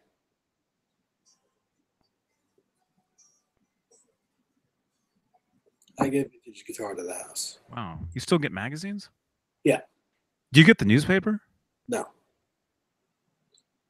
No, I get Premier Guitar, Vintage Guitar, and Guitar World sent to my house. Oh, really? Yeah. Wow. That's cool. Awesome. So it's 11:03 Pacific. What does that make it? 2:03. It's 2:03, and I'm still awake. Eastern. Wow. Doing good. Is Desiree still unboxing those steaks? No, she's asleep. She's asleep. She's getting her hair done in the morning, so she's sleeping. So we got some exchanging of 71 quarters happening between the table, John Boulware. Nice. Yeah. Heavy action in the chat tonight. See the table, see what happens. The table, you come on our show, and you get yourself a 71 quarter, and you don't have to spend $40 for it. 40 It's bucks. 7 a.m. in the UK. Oh my God. Where's Fender Guru? What time is it in New Zealand? We're worldwide here. Oh, it's probably just afternoon. Yeah. All right. There he is.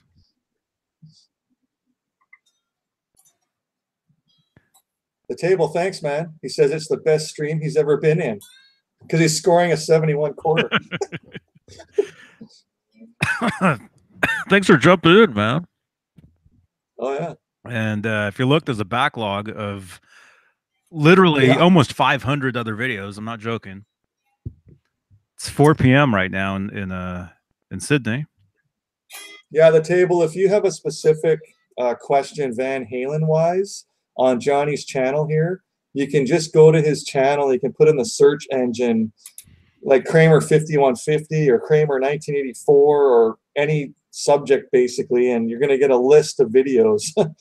And the guys are pretty thorough, right down to what woods are used in frets and everything else, tuners, pickups. So there's lots of material.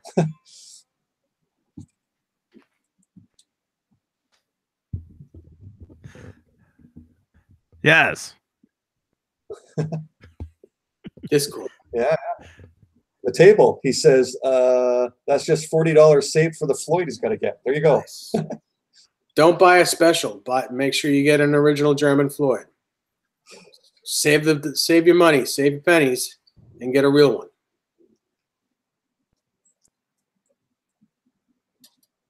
Any more advice on that for him, Dave? How he's supposed to tell the difference? Well, the ones that are made in Germany will say made in Germany on the bottom.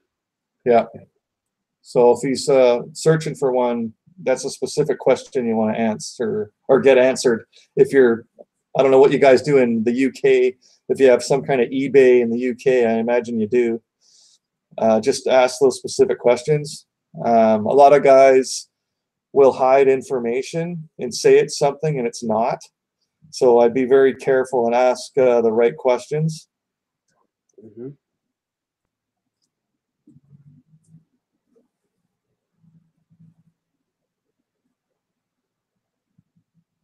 And David Allen Wright saying there's another possibility of orders of the FRT 5s coming up for the Whale Tail Floyds. for the Kramer 5150 guitars. Cool. The table says he's got a licensed Floyd on his Kramer.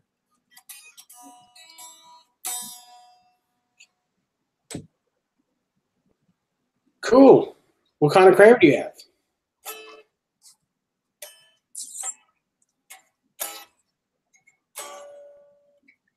Yeah, the table. Dave's asking what Kramer you have. Maybe give us some details of what you're building there.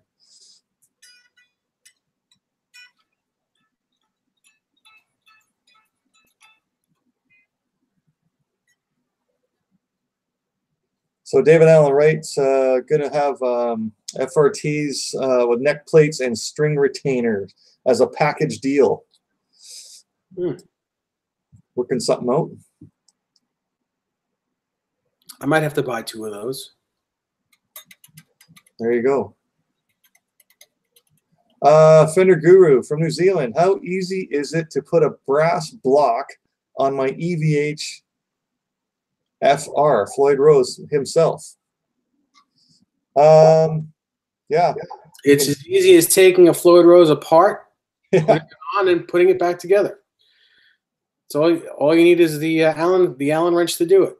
And, you know, just put everything down in a specific order as you take it apart and put it back together backwards. Yep. When it comes down to the big block, it's only 3 screws that screw it into place. So it's not that difficult, actually. Romeo Delight. Yes, it will. Question: would a Floyd Rose German fit on an Ibanez RG that has an edge trem on it? Yes. The only thing is your Ibanez will look dumb with a real Floyd Rose on it. They just because a buddy of mine has done it, and they look weird with a real Floyd on it. They look better with an edge on it. They look correct with an edge on it. But a real Floyd will fit, and it'll work.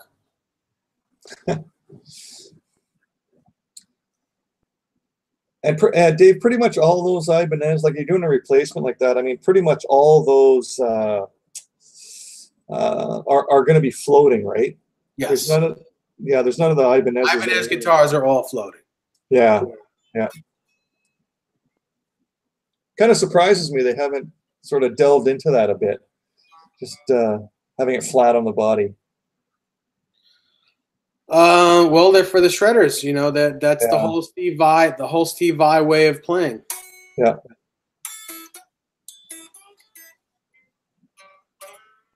Hey Dave, have you ever played a lot of the Joe Satriani model guitars? Yes. What do you think? They're great. They're very good. Yeah. I'm a fan of those guitars. I'm a fan of the Vai guitars too. They're different than you know than the EVH stuff. They're very different. It's actually night and day, but they're great guitars. But so if you were to compare like the Satriani to like the Steve Vai Gem, is the Satriani, would they have the same nut width at the nut? Or no, the Vai guitars are wider. Oh, they are. Yep. Oh, okay. Mm-hmm. I believe the Vai guitars are 1 11/16 at least. They're an R3 nut, whereas the Satriani is an R2. So the table from the UK is saying, pretty sure the Edge 3 is the Ibanez version of a licensed Floyd. Yeah. Mm-hmm. Okay. Yeah. Yeah, Dan Halen. Yeah, the trem stop is something people can use. Jimmy T asked, did they change the neck joint on the Satch guitar? I know nothing about that. See you, Romeo Delight. See you, man. Good night, man. John BL 5150 is chiming in. Floyd Rose original series tremolo bridge with R3 nut satin chrome, $219.99 on Amazon.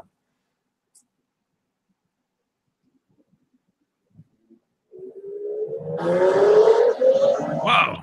My God. Is he on his way back from the That was a car. The other one was a motorbike. Oh.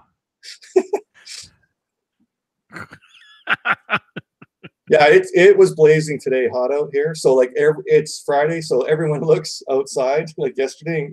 It's full on camping. So it's been like RVs and yeah, people with their camping gear. They head out of here. They go up island to all the mountains up island and camp out. Yeah, lakes. Mm-hmm.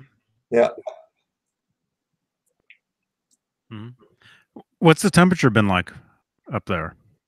30 Celsius. What? Whatever that is. What is that in real yeah. weather? Yeah. Oh, you mean right now it's 30? No, in the heat of the day, 30 Celsius. We don't deal in Fahrenheit. Yeah, it's Celsius, 30. So to you guys, 30 is hot? Yes. To me, 30 is cold. No, that's because you're in Fahrenheit. You're talking Fahrenheit, Johnny. They're talking Celsius. That's like over 80 degrees. Wow. Is that because of the, what do you call it? The equator? Or what? Is that north of me? When you guys use screwdrivers, is it lefty tighty? Except on a righty loosey. Except on a propane tank, then it's backwards. When you tune a guitar, do you tune down to tune up? Yeah. When you use a Floyd Rose, do you pull up to bend down? Yeah. All right. Man, that's crazy though, man. 30 was it Celsius? Yes. Oh, excuse me. Yeah. Oh. What do you live right in front of a racetrack? No, I have a gas station right across the street, and I'm right near a mall, and there's a cold beer and wine store. There's a grocery store. There's a pizza place. There's a Thai food restaurant, a Japanese restaurant, a Chinese restaurant, a Walmart. Like everything's right here. Yeah. So I got this question is being asked. The table from the UK. How much roughly is it for a Floyd install without back routing just to mounted? Well, a Floyd, like in US dollars, like from floydrose.com, it's like $213 for 1984 Floyd reissue, just for the Floyd itself. Or on eBay, you'll see that on some of the stores. The number in my brain, because I buy them all the time, is $213 for the 84 Floyd reissue. How many do you have? Well, all my Stripe series guitars have them. Like the Kramer 51 or the EVH 5150, the Circles guitar. Mm-hmm. My EVH Art Series Bumblebee, I put one on that. And then I've got two of the Whale Tails, thanks to our friend Dave Nesdahl, David Allen Wright, and Jerry Leica. I have two of those, which are very similar. Up to like 5 different sort of versions of that. Mm-hmm. Yeah. Are you friends with Jerry Leica on Facebook? Yes, I am. That guy's friended me like 3 times and unfriends me every time, and I've never talked to the guy. Why does he do that? I have no clue. Is he asking for something? No, he's never talked to me. Oh, No, he talked to me one time originally when we first friended each other. He messaged me and said, "Hey, I'm looking forward to trading Van Halen pictures with you and stuff." And we sent a couple pictures back and forth. And next thing I know, unfriended. Huh. And then, yeah, we friended like a couple more times, and each time, I don't know. Maybe he hates me for some reason. But no clue, man. But no, I don't know him. I just know the name. That's it. Yeah, I got my second Whale Tail Floyd from him, Jerry Leica. Mm-hmm. Yeah. That's cool.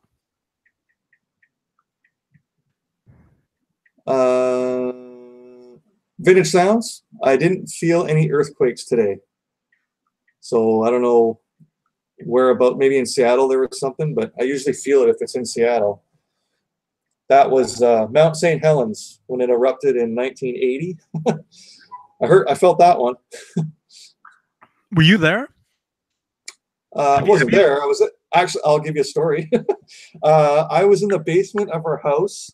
A buddy of mine slept over, and we had a pool table and dartboard in the basement. So we were down there. We had a black and white TV, like an 18-inch black and white TV. We're watching, I don't know, cartoons or something, right?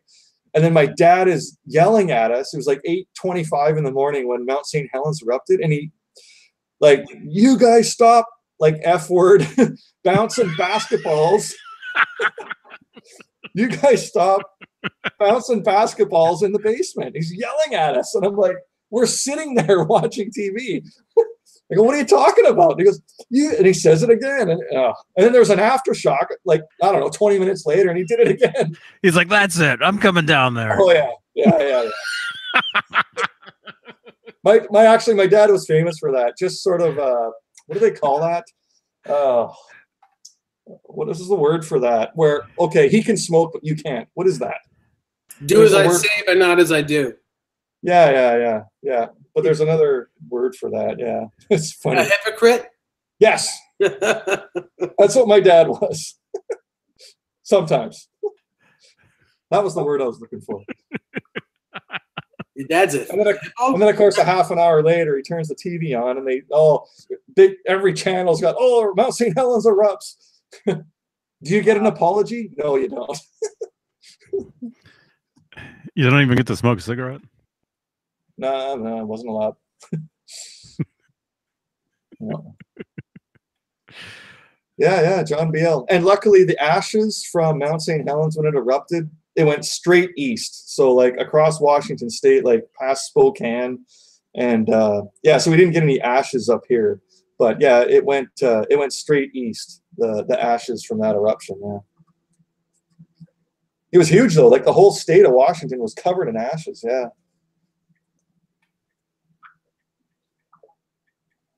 And you've had some tremors down in California when you've been there, right, Johnny? Oh, yeah. Oh, yeah, of course. And yeah, you never get used to them either. No. Have you had a really bad, did you have a bad one where like pictures are falling off the wall and things are damaged, or? Only the very first one that I felt back in '93. That's the one where it was like 3 a.m. and my Ernie Ball Music Man fell off the stand and hit the floor, and that's where that little dent in the back of the neck is from.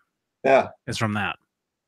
That was 25 years ago. That was the only earthquake where anything's ever fallen off the wall. Every other quake, it's just like real quick, and it's like over. You know. Yeah. That's scary. Wow. Yeah. Yeah. What happens, Dave? I don't know if you've been in an earthquake, but what happens is the floor. If you're walking, the floor moves underneath you. Yeah, I've been in one. One happened here. It was very light, but it happened. I think 2 years ago, actually. Oh wow. Yeah, because if you're driving, you don't feel it, and people say, "Oh, there's an earthquake," and you're driving, you're like, "Huh?" But if you're walking, down the street, all of a sudden, it's like this. Mm-hmm. I was in the house when it happened. I was in this room when it happened, and I just thought like an airplane or something passed. There wasn't. It was just like something moved. The house moved. The whole house moved. Wow. And there was no airplane. Yeah. So that's why I knew it was an earthquake. Yeah. So Johnny, that big one you had 25 years ago in 1993, was there like roads that were like big? It's still cracked big. Or anything, or? Huh? No. Nothing like that, eh? Oh, okay. No. But I mean, everybody knows the big one in San Francisco, '89. I wasn't here then, but I remember watching it on TV like everybody else because there was a ball game on at the time. Wow. But anywhere in well, LA, definitely LA. But yeah, San Francisco, East Bay, Oakland. Well, John, you're in Oakland, right? You walk down the streets on the sidewalks, and the sidewalks are all jacked up. And a lot of that's from earthquakes. You know, it's like part of the sidewalk goes like this, the next part goes like you know, just different directions, and yeah. Oh, David Allen Wright says Zeke Clark was talking once about the '94 quake, trying to get to 5150 Studios. Wow. And James Orcutt, James Orcutt says his wife was in the '89 earthquake. Mm-hmm. Wow. Oh yeah, so was mine. Yeah. Huh. Yeah, in Oakland, Mad Dog in Oakland. I was there watching the World Series. David Allen Wright, the '94 Northridge quake. Yeah, that was a big one. Oh my God, is the boat docked? Speaking of earthquakes, yeah, when you're on a boat, I don't know if I could handle being on a boat with it rocking back and forth. How would you actually feel it? Like if it's in land, you're not going to feel it that much, are you? Now, if it's a tsunami, you're done. Yeah. What's up, Michael Smith? Hello. Hey, Captain. How's How you doing? Good. How are you? Johnny, Steve, and everybody. How's the first week with your new guitar? I see you have it in your lap. I have it in my lap because the first week of my new guitar, I've been in St. Louis and all over the place, and I haven't got much time to really play it. Oh yeah. Thank you, Dave. You're welcome. He's not even looking. I am. I'm listening. He doesn't have to look. He knows it. He was the one that told me to get the darn thing. And pretty cool though. He sees a good deal and he let you know about it. Oh yeah, this thing is just I love it. Yeah, I can't own every guitar. Although I heard that you're getting the Strat put together, huh? Well, yeah. It's going to be a while, but yeah. It's going to be quite a while, but yeah. Really? Why so? Just to get the parts together or anything like that you want? Well, I mean, when they built my my beat up Strat, it took them 6 months to do it. So I'm figuring it's going to be about the same because it's going to be a relic guitar too. It's not going to be brand new looking. Cool. And that's fine because I'm going to need the time to get the money up anyway. Awesome. Oh yeah. How was St. Louis, Michael? Cool. Got there Monday. Basically, I literally worked Monday through Thursday. Just you know what? Cool part about my job is I get to bounce around the country every now and then, which I love. I love going to new places. But I'm working, right? I got reports and all this stuff I got to get together.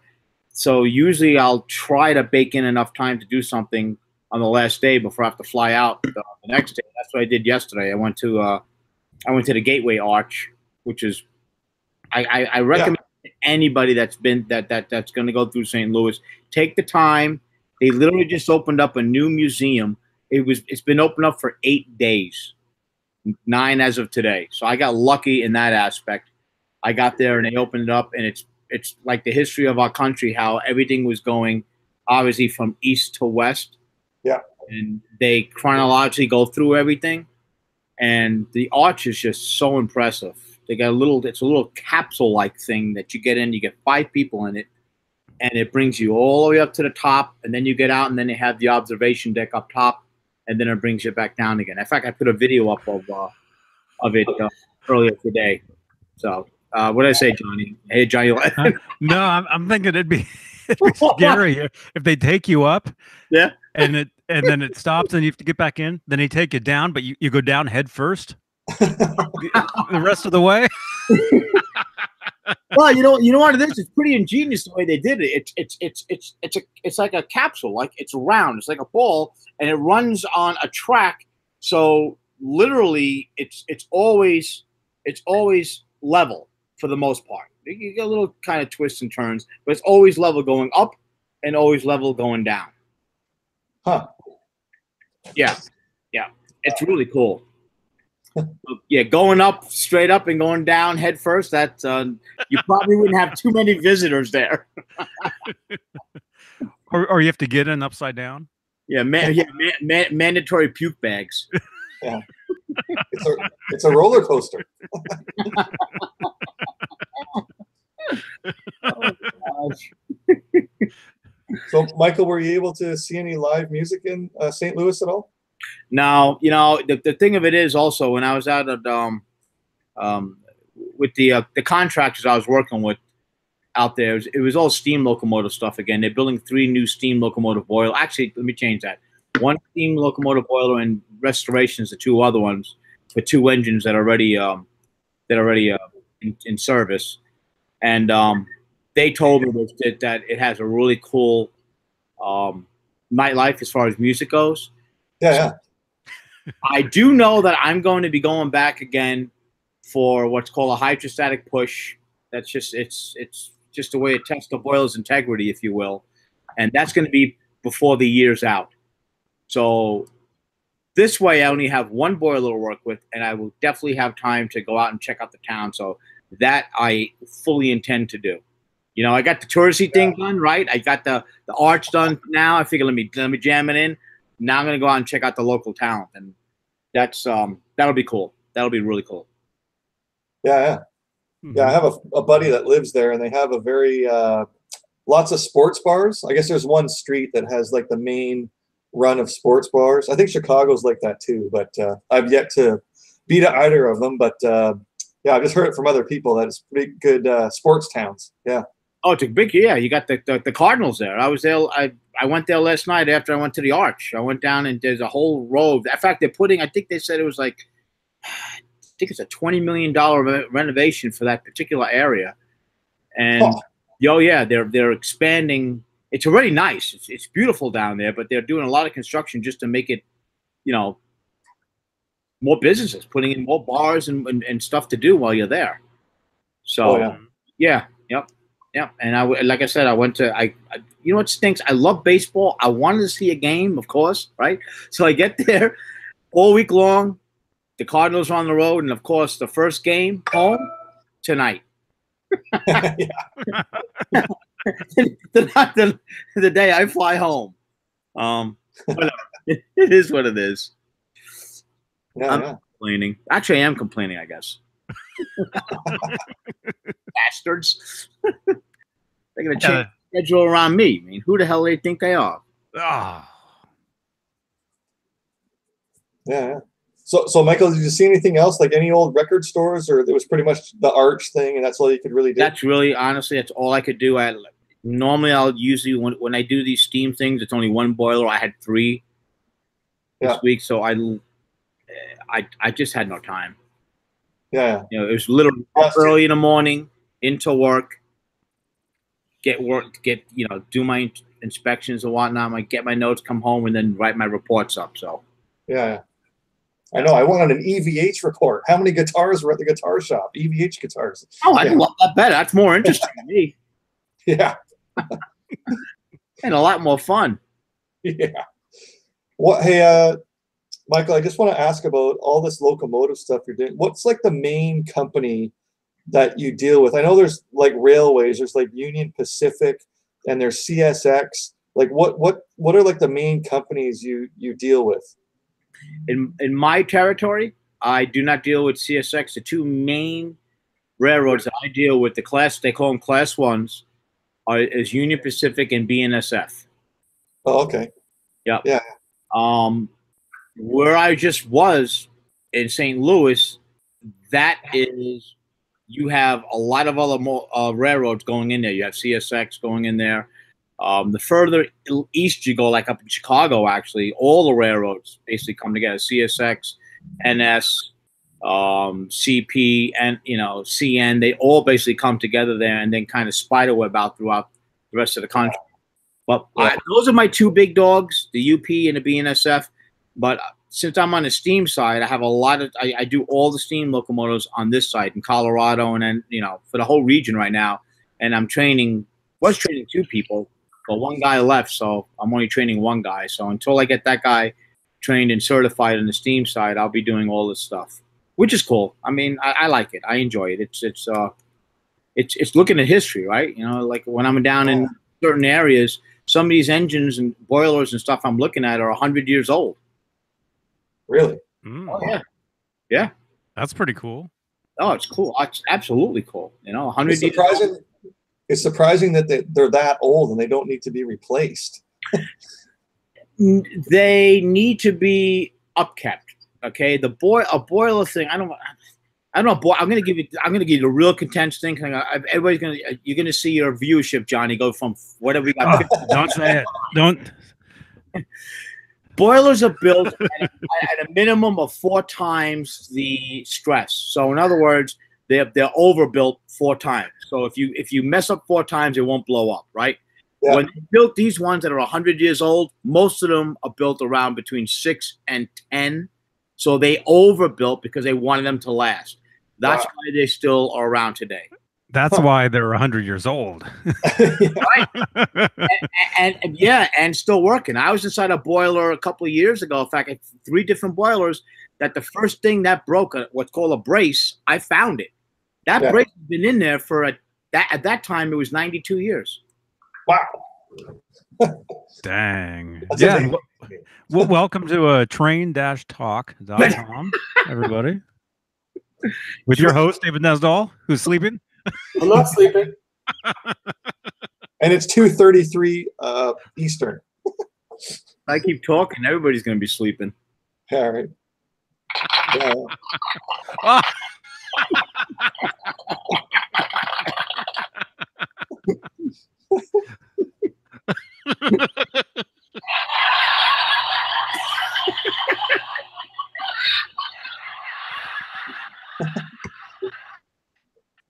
Yeah, Michael, because I'm a bit of a shareholder in different companies in North America, and I have shares in CN Rail and CSX. So I'm always looking for new things. But yeah, cool. Man, Steve's everywhere, man.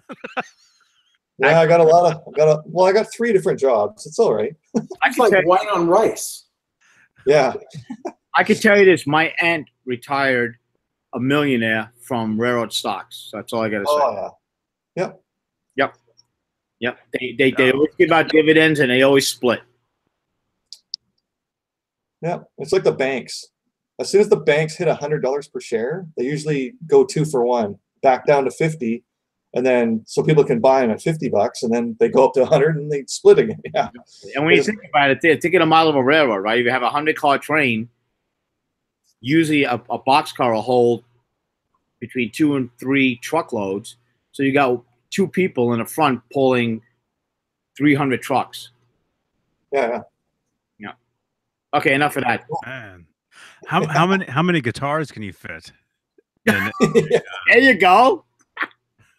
How many guitars and amplifiers per box can you? Yeah. And pedals. How many guitar picks can you get? And what would you do for a Klondike bar? Actually, I just had a Kit Kat. You did. Wow. Mm-hmm. And I've got a left Twix in the freezer waiting for me. A left one. Yeah. It actually says left. It's one of those where it's just one. Now hold on a minute. What do you mean? If you flip it upside down, it actually has left and right on the darn thing now? No, it's just you can get singles. You can get just one Twix. You can buy one Twix now. And it either says left or right. Yeah. Oh my gosh. Are you kidding me? I'll show it to you. No. Michael Smith, just so you know, our poll question for next week's is which era of Eddie's attire, like live on stage, do you prefer? Do you like 5150 with the baggy pants and the tank top? Do you like For Unlawful Common Knowledge with the, I don't know, a long t-shirt and jeans and high tops? Or do you like 1978 where, I don't know, bell bottoms, platform boots, and a button-up shirt that's half open? That's the question. That's a good question. Who came up with that one? That was Dave Nisdall's entry. Nice. So you got to get to go through the eras. That's cool. Yeah. So for anybody, you can put it in the chat. You can put it in the comments at the bottom of the video once we're done. Yeah, it's all good. And I'll tally up the votes. Has anybody picked their favorite area yet or no? Well, that's what we're asking. So I usually tally it up like next Thursday. No, I mean, you guys. Have you on picked here? us? Can we say what we like? Yeah, it's part of it. Yeah. Like right now, do we have to wait a week or can? No, you can do it now or you can wait a week. I tally everything. I watch the video again. I go through the chat. Gosh, you rewatch this stuff? Oh my goodness! You're gonna watch an hour of Dave just looking at his phone. No, I'm texting someone.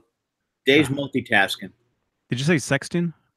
He's got deals going on, man. It's 2:38 in the morning. 2:38 in the morning. He's on to those 71 quarters. He's trying to find one for his guitar because it's driving him totally insane. Yeah, right.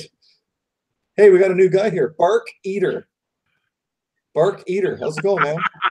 What, Bark? Oh, 1980. Eddie, 1980. He wore a lot of different outfits. You might want to specify which outfit in 1980.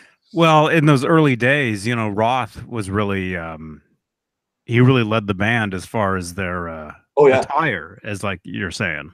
Yeah, stepping up the look. So they had a lot of different looks. You know, plus there's a lot of different. Are you talking live on stage? Or are you talking just photo shoots? No, I'm talking live on stage performing. Okay. Yeah. Okay. Yeah. That narrows it down. Because generally he would wear 2 outfits, like 2 shirts an entire tour. Or not a shirt. In 80, there was no shirt. There was like sweatpants. Yeah. Oh yeah, or the jumpsuit. Mm-hmm. Yeah. He had a blue one, pink one. Myself, I liked I think, well, it was around 91 Carnal Knowledge era where whatever he was wearing, I was wearing the same thing. So 91, yeah. In 91, I had a long yellow t-shirt. Same as right here, right now. Yeah, the blue jeans with rolled up. In the summertime, he wore the low cut shorts. You know, the long shorts. Mm-hmm. Yeah. And Converse All-Stars. Like the basketball players used to wear that. Yeah. Mm-hmm. I think that was the only. I think his live 91 look, if you guys think right here, right now, home video, I think that was the only time. Actually, I had other shirts around that same time that looked similar to ones that he was wearing. Not the same ones, but button-down shirts with like purple area here, orange area here, different designs. Yeah. You know, yeah. I had some shirts like that. Kind of grungy almost, yeah. different things, and I was doing the jeans like way before. I saw him wearing them though. The jeans with like where the knees are totally hanging out. You know. Yeah, because by then, Sammy Hagar had his Red Rocker line, and then I was Johnny. You know, I phoned the cycler, Sausalito Cyclery, and I ordered like shorts and shirts from them from San Francisco, and they sent them up to me. So I had like shorts that were like one color of plaid on one side and then a different color plaid on the other. It looked like a pair of shorts, but like someone had cut them in half and then cut another pair in half and then stitched them together. Mm-hmm. I had like 3 different pairs like that. Yeah. Mm-hmm. Yeah. Just plaid. Didn't those ripped jeans come from like the grunge thing, Johnny? They came from, well, I would think just everything. Everybody wore ripped jeans, the punk rockers. You saw a lot of that during like the hair metal days. You saw like ripped jeans where they're ripped like all the way up. Although a lot of that stuff was actually stylized though. Like, no, it is now. Like, well, now you can buy jeans that look like that. Pre-ripped. Right. Pre-ripped and pre-washed, like, you know, that's literally completely faded. I read an article somewhere the way they did that. They literally would like take new jeans and put them in some kind of a machine and put rocks in them just to beat the heck out of them. You had stonewashed and make them look, stonewashed. That's what it was called. And you'd buy those jeans and you'd put your hand in the pockets after you bought them and you would pull out rocks. Yeah. Yeah. Yeah. Yeah. I don't wear jeans anymore. So this is memories to me now, you guys. I really don't wear that kind of stuff anymore, you know, but as far as the ripped Levi's and the jeans where they're ripped like all the way up the leg, not just ripped, but there's like designs. You know what I'm saying? Relic jeans, stack of pound cakes. Yeah, a lot of people would do that to their jeans themselves. Myself, I would just wear them and naturally they would end up like that. And I'd have kids coming up to me in school saying, "Hey, where'd you get those jeans?" And I'm like, "No, I wore them." And I'll find some pictures to show you guys what I looked like back in the day. And you'll be like, "Man, that guy was cute." Was.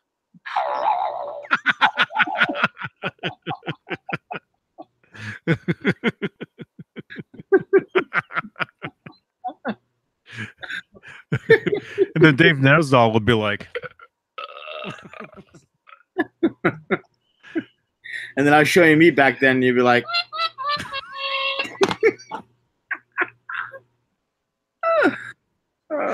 and then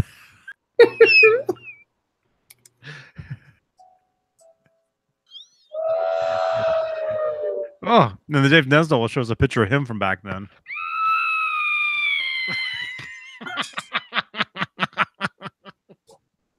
Funny. Come on, it's 3 in the morning. No, I should be asleep for 3 hours already. You should have. So Johnny Beane, John Boulware is sending you a package. Oh, John. Envelope. Thank you. Yeah. Awesome. Thank you so much, man. Yeah. Yeah, I sent him some guitar picks. No way. Wow. Mm-hmm. I think. Awesome. Right? Caleb sent me. I got some Nerd Halen guitar picks from Caleb. Oh, man. Oh, I got to get some of those, man. Yeah. Awesome. Nerd Halen. Did he get? He didn't put it on there? Ed Nerd. No, it says Nerd Halen. Ed Nerd Van Halen. Ed Nerd Van Halen. Can you make that out at all? That's what he has to do. Ed Nerd. That's the Nerd Halen. It's got some guy's face on it. It says Nerd Halen VH. On the back, it says Nerd Halen. It says Caleb Rapoport, and he signed it. Yeah. Is it VH or is it NH? Might be NH. NH. It's gotta be NH, no? NH, yeah. There you go.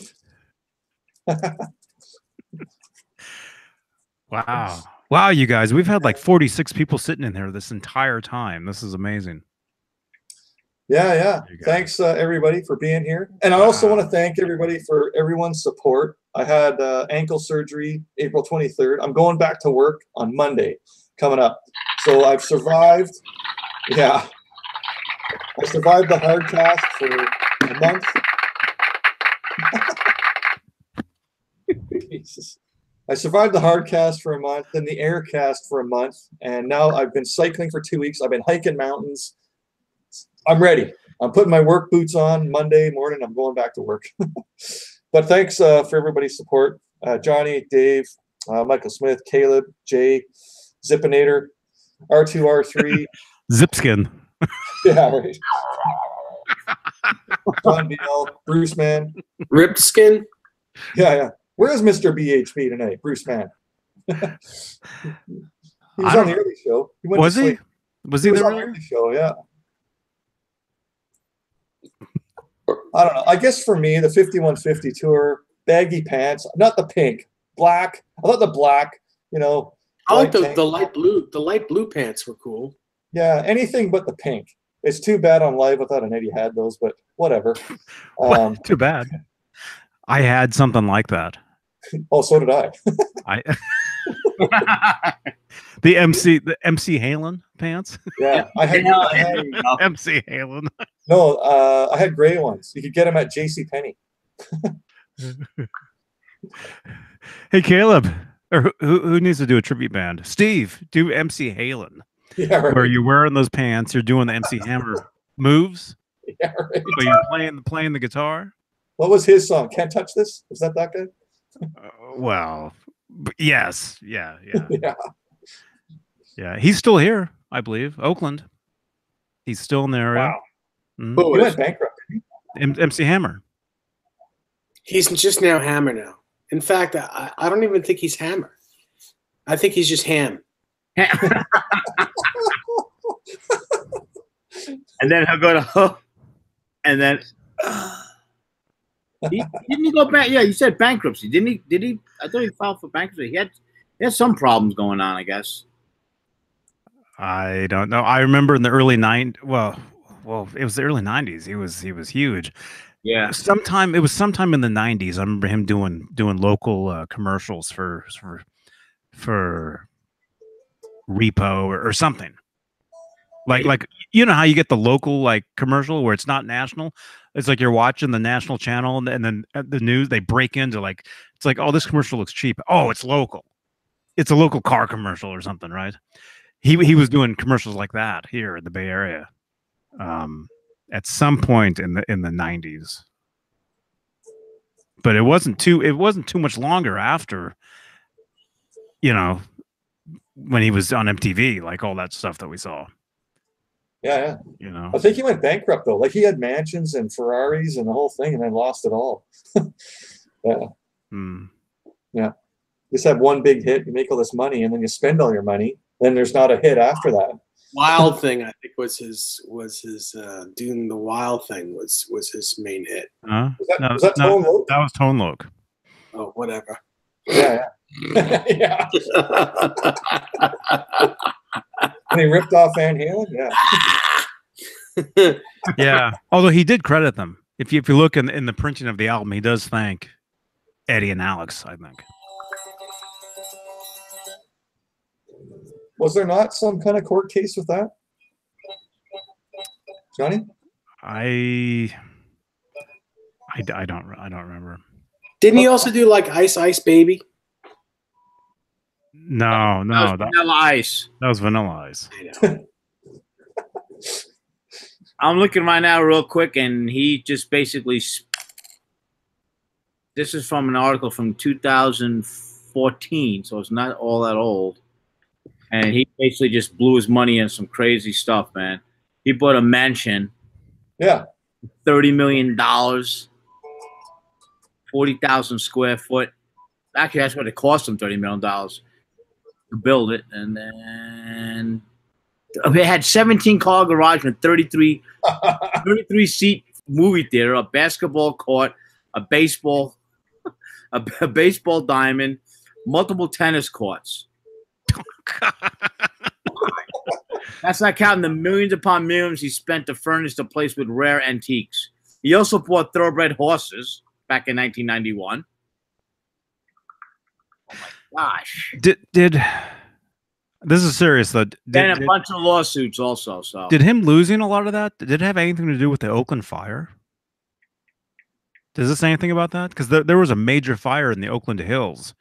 In when was that? Was it 91? I'm wondering if he lost a lot, everything due to that. I don't know. Oh, It doesn't. It does. It's actually, this article is not mentioning anything about a fire. So John BL 5150 is chiming in. Jamie's crying. Van Halen's management at the time asked for a flat fee, credited in some reports to be $5,000. That doesn't sound like a lot. As payment to have the song sampled by Tone Loc. Really? 5,000. That's not enough. Tone Loc robbed them.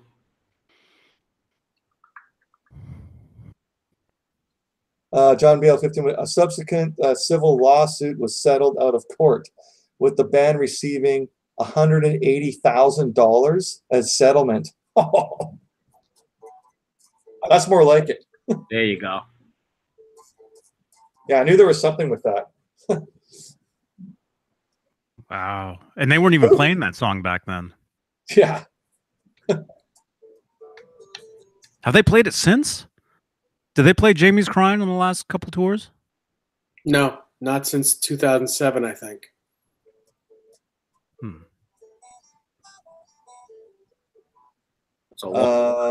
Dry Heat 480 at Fender Guru. Yes, got his wah pedal.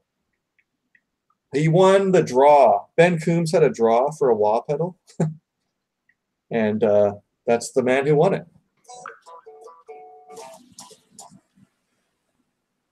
John Beale 5150. Alex Van Halen has gone on record saying that he had heard the song over the radio halfway and didn't realize it had been sampled until he recognized his tom-tom break at least a few times.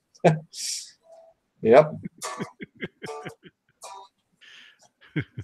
Yeah, vintage sounds. How about Michael Jackson's Beat It? He would have been a billionaire.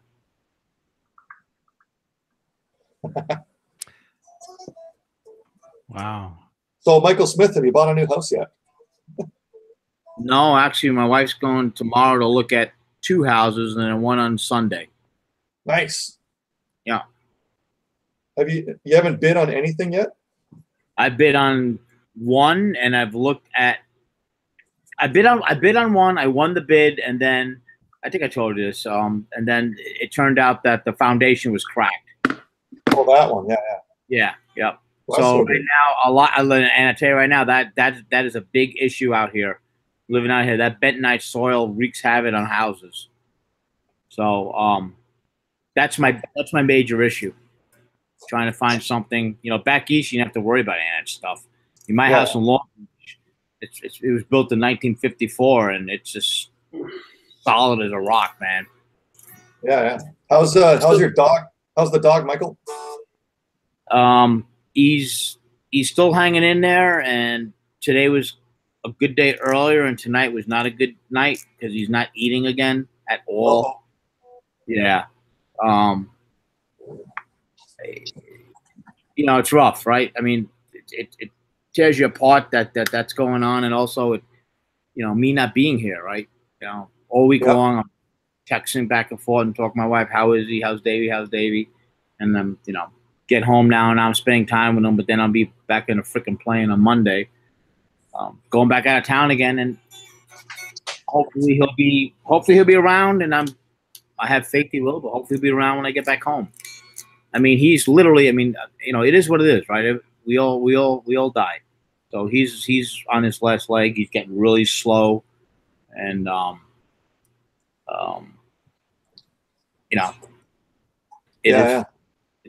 it's the way it is. But the doctor said that he'd have 1 to 2 weeks maximum, and that was 2 weeks ago, this past Thursday. So he basically told the Grim Reaper to take a hike for a few more days.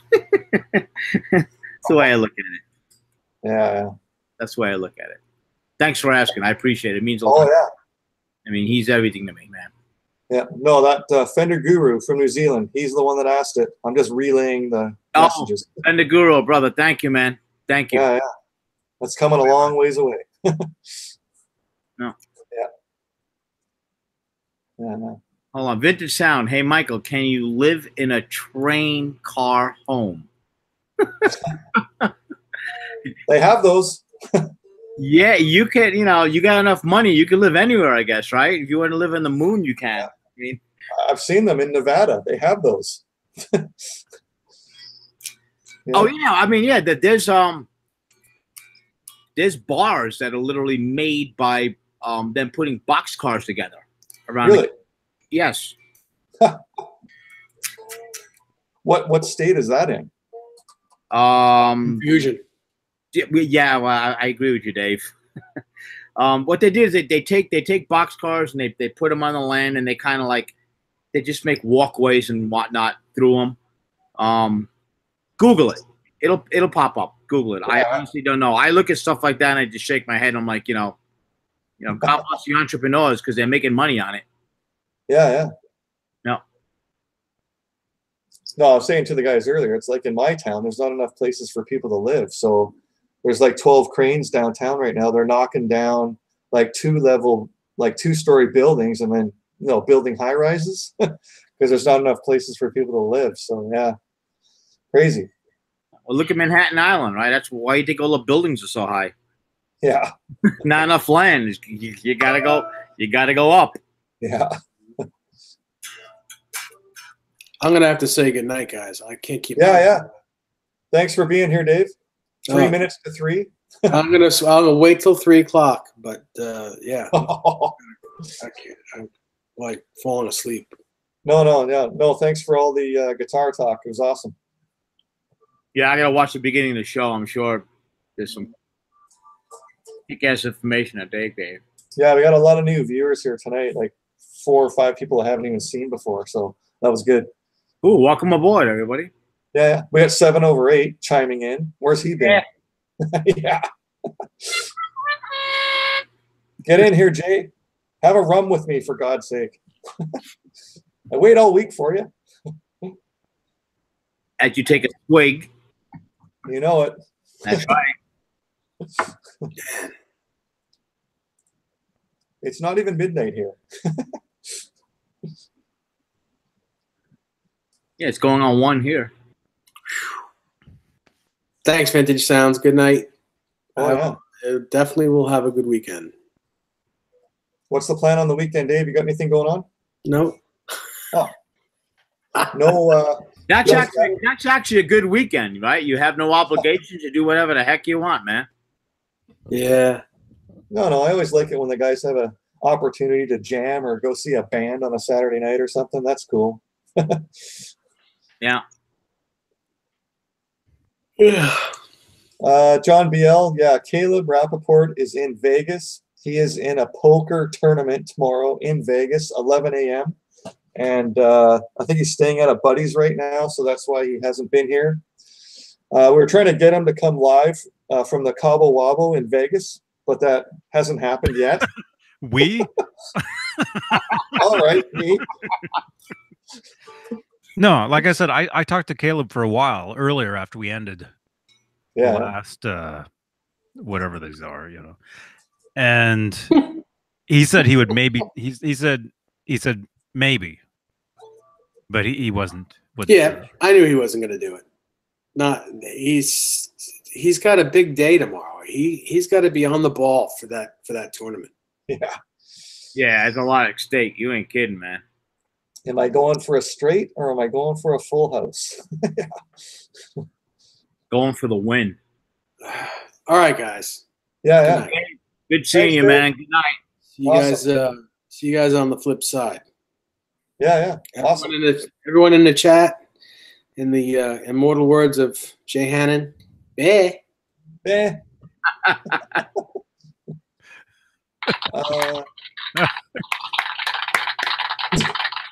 We have another new viewer tonight. This is like the 6th new viewer. Dr. Mengeli, one of the two. How did you get the injury you just recovered from? Yeah, Dr. Mengeli, I played competitive soccer my whole life. This is my 4th time on the slab. I've had 2 knee surgeries and both ankles. I've had Achilles surgery. So I just had Achilles surgery on my left Achilles heel. And yeah. It's all from what I call the beautiful game. Everybody likes, baseball, football, hockey, whatever. But my life, it's always been soccer. And I play in the midfield. I run my guts out everywhere I have my whole life, and I don't get paid a dime. But me and a bunch of friends here still love playing, and so that's the damage I did to myself. And I did it for health reasons, to be healthy, and here I am, on the slab, right?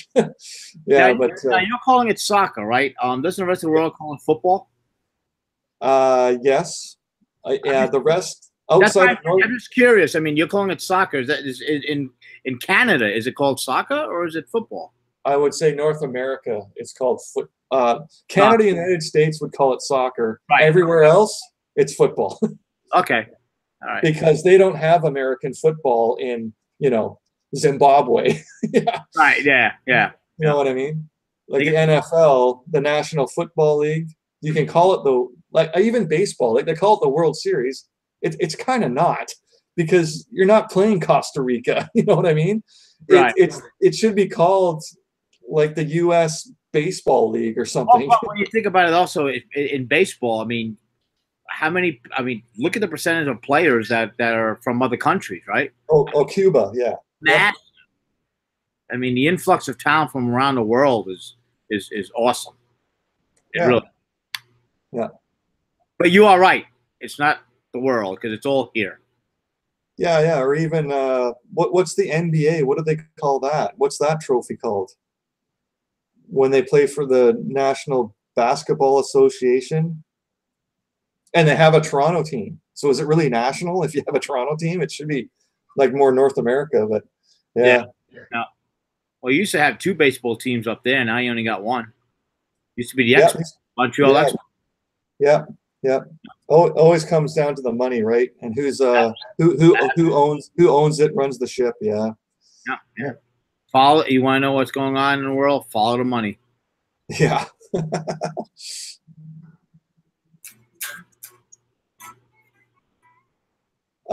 Vintage Sounds. He says, Johnny, how's the walking going? I know Johnny went for a walk tonight, or a jog. He wasn't walking; he was jogging. No, he's a jogging guy now. Yeah, yeah. Mad Dog used to play competitive soccer. Is that a boy? Fender Guru, it's football. Yeah, where you are, it is.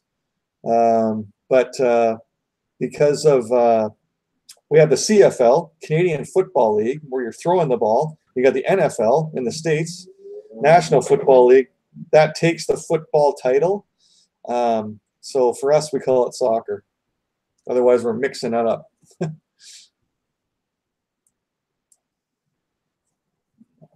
So what was the answer? I missed it because obviously I'm busy out here. What was the answer for last week's trivia question? I mean, who's the winner, I should say? Yeah, we had, other than Eddie Van Halen, your 3 favorite guitar players, Jimmy Page had the most votes through the chat and comments and emails and texting and everything else. And then there was a tie for second place between Jimi Hendrix and Eric Clapton. And which is great. Yeah, how are you going to argue with that, right? Not at all. Yeah, yeah. And I gave the chat and everybody right at the beginning of the show, Michael. I have a lot of Led Zeppelin stuff, like every album, every box set, like ridiculous. I got everything. So I gave a little. I was actually watching it. Okay. Yeah. I had it on. I popped on at the beginning of the show, and I had it on in the background. But I'm just busy. But I saw some of it. That's pretty cool, man. You got a good collection going on there. I had that album with the bag around it too. Oh, you did? Yeah. Oh, yeah. Yeah. Yeah. So there's do you still have it? No. You don't? Don't get me started on that. When I moved out here. No, it's all good, man. So I don't know if you saw the part. My point is, when I moved out here, I came out here first, and I had over 1,000 albums stored, and I knew they were in good condition, but somebody else told me otherwise, and I lost all those albums, including a couple of original Beatle albums and stuff. So right now, my face is probably getting redder than it normally is, because that drives me nuts. We'll leave it at that. We'll talk about this off air. I'll tell you everything.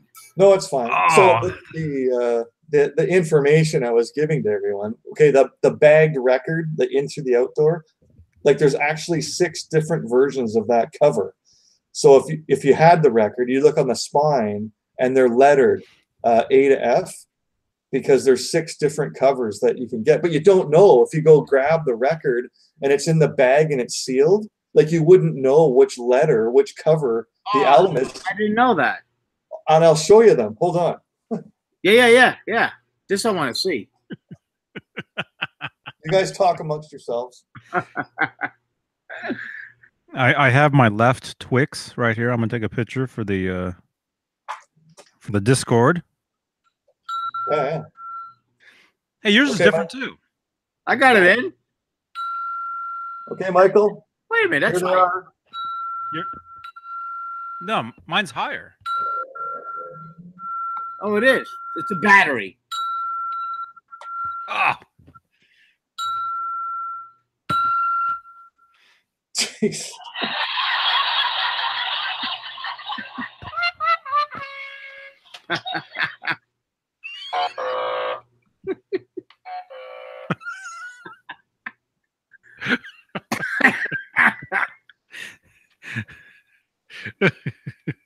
Oh, we're watching paint dry right now. Okay, Michael Smith. Michael Smith. Here's the 6 album covers. A to F. Jay, you watching this?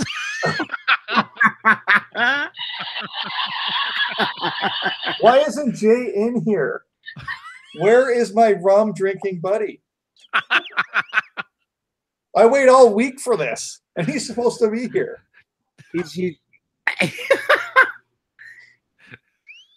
Jay is busy right now. Actually, Jay, Nesdal left. You can jump in. Everything's fine. Yeah, right. We did really good for like 2 hours, and yeah.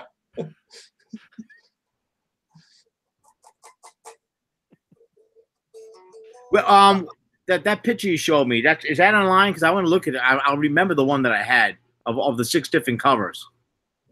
Well, this is a whole lot of Zeppelin. It's I've seen it before. Yep. Okay. Yeah, the illustrated history of the band, and then it shows like all 6 of those covers. Yeah. Like here's one of them. Here's a record I have. This is C. So this is the 3rd version of the cover. So it's got a like on the binding up here, there's a letter C up here. And yeah. So it's a collector's thing. You can get like all 6 and like make a little mini sort of collage of them. Is that the only one you have, or do you have all 6? No, I got a few. And this of course is the bag it comes in, right? Yep. So when you buy the record, it's sealed. Yep. So, but you don't know which one you're getting. That's the trick. So you got, but you know, this is from, I don't know what, 35 years ago. So you can go to like, I bought that album when it came out, man. I paid $5.40 for it. It's $4.99 plus tax. So what I'd say is you just go to a used record store, and of course, like a used record, you can just pull it out and have a look, and you'll see which one you're getting. So yeah. Mm-hmm. That was just a thing I'm throwing out for people if they're into that sort of thing. Mm-hmm. Anyway. I had one of those. Actually, I still do, although it's been in storage for years. You know, it's up on the loft. Oh, cool! Jay just said that he was thinking about jumping in, and he's gonna jump in because he never wants to go to bed. So let's get going. Yes, come on, get crazy. No, he says, but he says what? Oh, oh, wait. John says, yes, Johnny, that was in 91 by the Caldecott Tunnel. Yep, I know the Caldecott. MC Hammer's mansion was more towards Fremont area in the hills out there. I believe that's where he had his home, his horse stable as well. Okay. Wow. Okay, so that was towards Fremont. Okay, that's further, or as we call Freakmont. Freakmont. Yeah. Why Freakmont? I gotta know. There's a lot of freaks there. Yeah, yeah. And then there's another town called Hayward, which we call Hayweird. Well, we got 44 freaks watching now, so.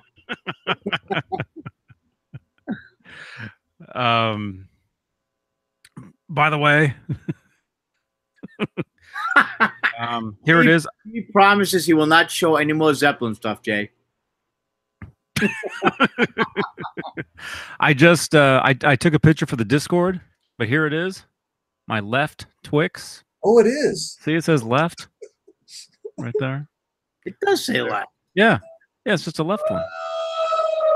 Did you buy a left and a right? No. I didn't buy it. No, I didn't buy this. It's just Did you steal it? arrived. No. It arrived? Well, you Yeah. just picked up and it was like a Twix bar sitting in front of you? I get candy deliveries. Yeah. Nice. What else? No, that Zeppelin record, In Through the Outdoor. I bought one of those. Well, John, you're in the area.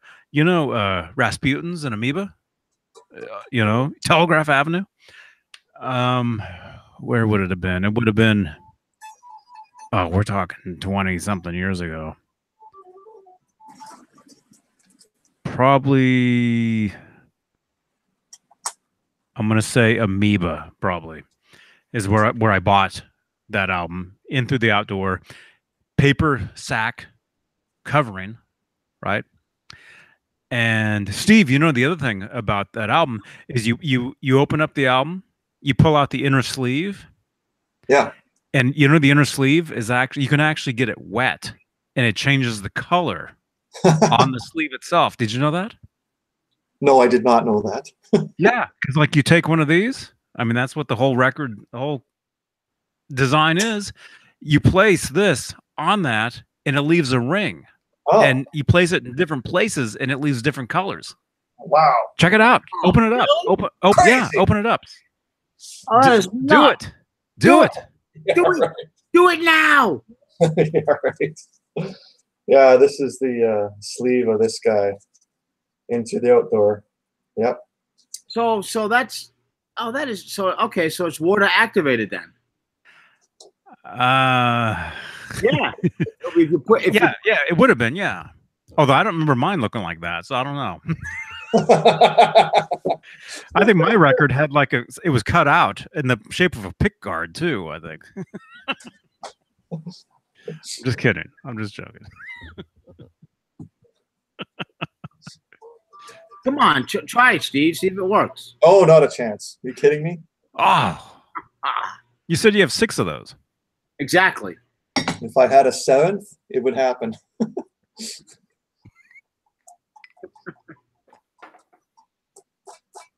Man. Do you guys want to see some old pictures of me? Yes.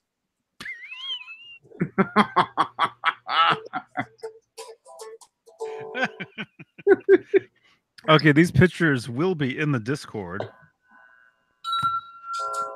Ah, I beat you. Although your tone was perfect, mine wasn't. Okay, these are pictures I just happened to find, just sitting right there. Oh, because we were talking about the jeans. Oh, these jeans, they're not ripped up yet. Here I am. I think you can guess the year by looking at the posters on the walls here. But yeah, this is me, you guys. Right here. Whoa. Look at that.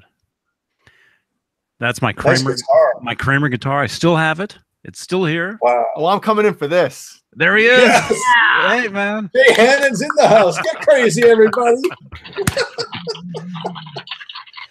Of anything, Jay had to jump in because I'm really weak on these things here.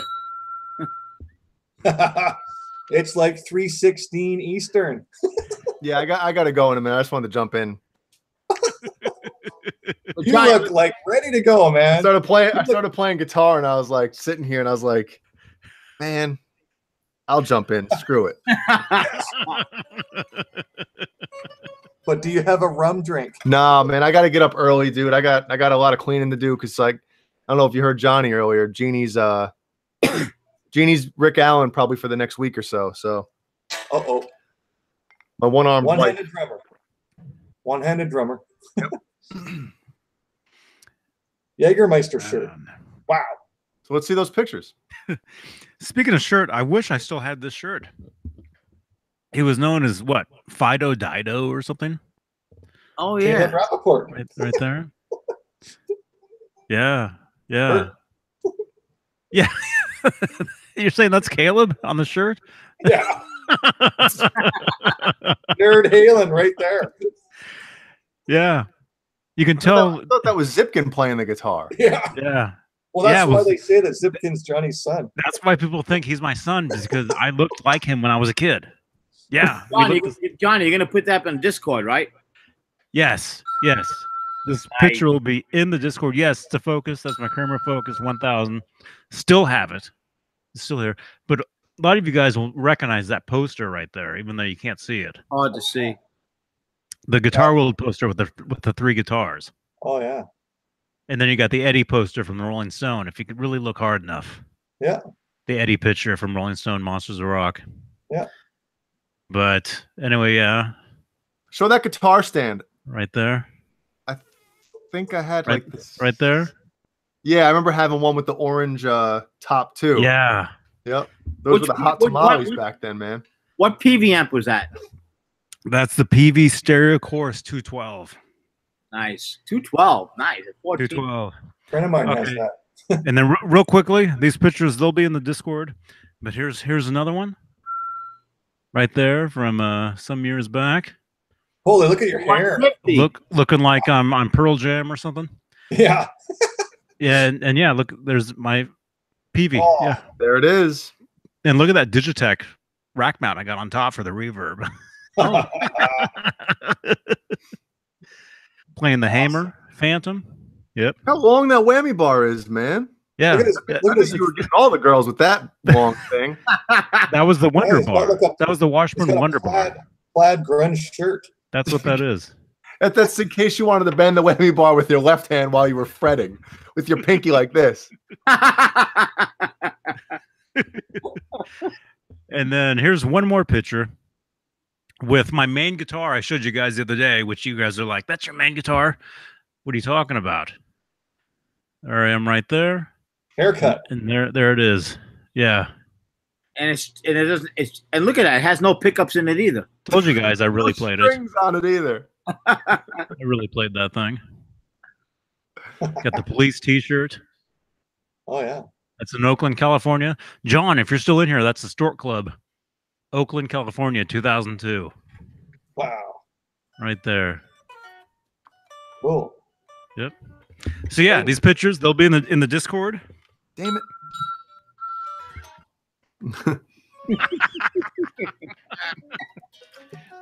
I don't know how anybody goes back to regular nickel frets after they play stainless, man. It's a job bending on this thing. Holy smoke. And this guitar is easy to play. It's always been a great guitar, but bending strings on it's like sandpaper, man. So it's so noticeable, right, man? Yes, it's not even like, yeah, it's not. No, it's not fun. Well, you play both. Play both, and that way each one feels like it never gets weird. You know what? It's a difference, though. I think there's different guitar players. There's guitar players that can, like, same thing as drummers. Certain drummers can jump on anybody's drum kit and be fine. Same as guitar players. You know, somebody that's a great guitar player might come over to my house, pick up every single one of my guitars and shred on it. Where when I go back and forth, I'm like, oh man, I feel like I've never played before. And then it takes me a few minutes to like get acclimated to the guitar, you know? And I was playing this one all night last night, and it's still like I'm playing stuff that I've been used to playing on the EVH on the Wolfgang. And I'm like all the bends, I'm having to like put a little extra effort to get them where they're supposed to be. Because it's like, I'm so stupid. So it's not as smooth. Yeah. You're not stupid, man, because you just skipped 3 hours of boredom. Thank goodness that guy finally went to bed, man. Hope he doesn't watch this. It's not why I jumped in at all. Brutal. I was literally like, you know what? I'm gonna go to bed in a minute. I'll wake up tomorrow thinking, man, I should have jumped in for a couple minutes, you know. That's the attitude, Jay. Actually, this is where the video starts. I'm going to cut everything else out. It's going to start right when you jumped in. Even though it's a 5-minute video, it's 5, 4, 3, 2, 1. Hello, everybody. Johnny Beane. Steve Andersen, Power, 30 seconds. Yeah. Welcome. Good night. 00. Did I see you comment on one of the Kiesel videos by any chance? Because I was scrolling through some of the comments. By any chance, do you have a Kiesel or have played a Kiesel guitar? It's next to my list. Do they have the stainless steel? Oh yeah, standard on their guitars. Oh man. And you could pick any size from super jumbo all the way down to medium. They don't have the vintage, but they have the mediums, which are what, the one size above vintage, right? Mm-hmm. So your dream guitar, I've got it, man. What? It's a Kiesel, 7-string, stainless steel, Floyd Rose, extra long bar, like you just saw in that picture. Look, the other two guys just split. We're the only two here.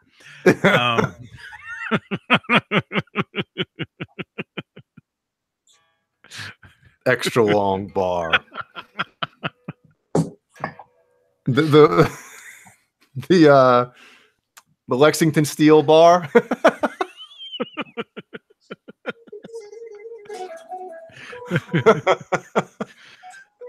Man, but does Kiesel do they do custom? Everything you can buy guitars that they have, but you can go online and spec out exact guitar that you want. Body, wood, fretboard, everything, man. Wait, were they carving? Yes. Oh, and carving was mail order, where you could get anything, right? Yep. Okay. And some of these guitars, man, start out at like $1,100 US made guitars, and it's nuts. Wow. You know, and all this stuff I'm reading, man, is really, really positive stuff. So All right, you said. I'm sorry, I had to go check on my little guy there. Keys. how's he doing? I heard Steve ask you before, but yeah, he's still around. Like I said, doctor said he'd be gone by this past Thursday, and he told the Grim Reaper to go take a walk. yeah. He's still with us, and he's not doing good tonight, but it is what it is. Getting back to Kiesel, Johnny and I, we were at the booth at NAMM. Remember, Johnny? Some of the tops in those guitars are crazy. Mm-hmm. I remember that. Did you happen to play any of them? No, I didn't. Sons of guns, man. Probably strummed. Well, the thing is, that booth, it's really not that big. No, it's small. But it's everybody's there. Like people are right on that booth, checking out all the different ones, strumming them, playing them. Yeah. There's a lot of people surrounding that booth. Yeah. I picked one up. Like Johnny said, I strummed a couple of chords, but that it's a mob house in that place, man. Yeah. Yeah. Yeah. Yeah. And like you were saying, you go on their website. I was on it. I fiddle around in it, and it's very extensive. And you could, I mean, every little intricacy that you want on a guitar, they allow you to do it. Yeah. Yeah. And they have, I guess, when you go to the guitar builder section, I guess there's 49 options. Well, if you call them, you can choose option 50, which is, I guess, like anything. If you think of anything, like, hey, I want this to have this on it, and you'll pay for it, obviously, but they'll do it. So I just want to play one at this point. I want to see if it's really, really all the hubbub. Do we know any like known guitar players that play the Kiesel ones? Thomas McRocklin actually just signed with Kiesel recently, and he's been an Ibanez guy literally all his life, because that was little Stevie Vai in the audience's listening video. Mm-hmm. Mm-hmm. So, I mean, that says a lot. If he's been playing Ibanez all his life, and now he's switching to a different company, it's just very like, wow, And I was messaging him last night, asking him a couple different questions about the guitar, and he basically just said that says a lot. He loves the guitar. So, what pickups are in those guitars, Jay? You can get a couple different. Kiesel makes their own pickups, so they have a couple different styles. But now you can get the Fishman. What the hell's the name of it? Fluence, the Fishman Fluence pickups in them as well. But I mean, the reviews on the pickups are really cool too. Cool. That's cool. Yeah, and also Kiesel, Carvin, they do the official Jason Becker guitars. Yes. Yes, Oh, they do. Mhm. Oh, wow. There's a guitar player. I'm friends with him, and Alex Campbell. I'm not sure if you guys. I've posted a bunch of videos from him. He's a crazy, amazing guitar player. If you don't know him, look him up. His name's Alex Campbell. Gives lessons and whatnot also. But he's Kiesel. He's endorsed by him, by them, I should say. And check him out. He's pretty cool. Jay, would you go for the 7-string or the 6-string, or you just want to pick it up and see what's, Yeah, I don't know. Right now, I would probably start off with a 6-string. Okay. And I was thinking they have different models. Obviously, you know, they have the Aries model, which is their normal, like, you know, one with a headstock, and then they have a couple different headless models. And I was like, I don't really want a headless model, you know. But I'm telling you, after seeing Thomas McLaughlin play his, I'm like, crap, man. Maybe I want one of those bad boys now.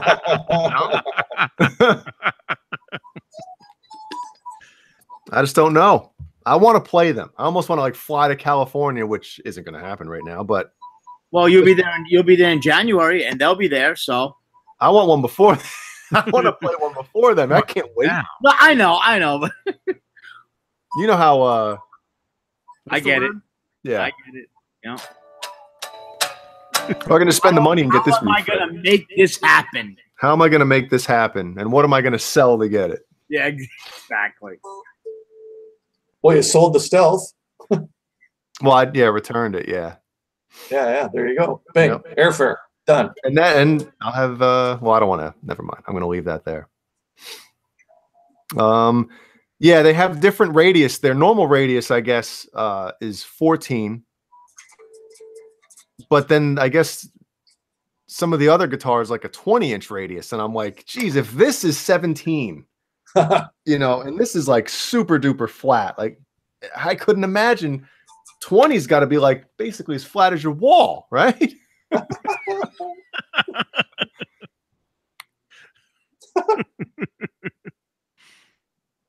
I got a joke if you want me to say it.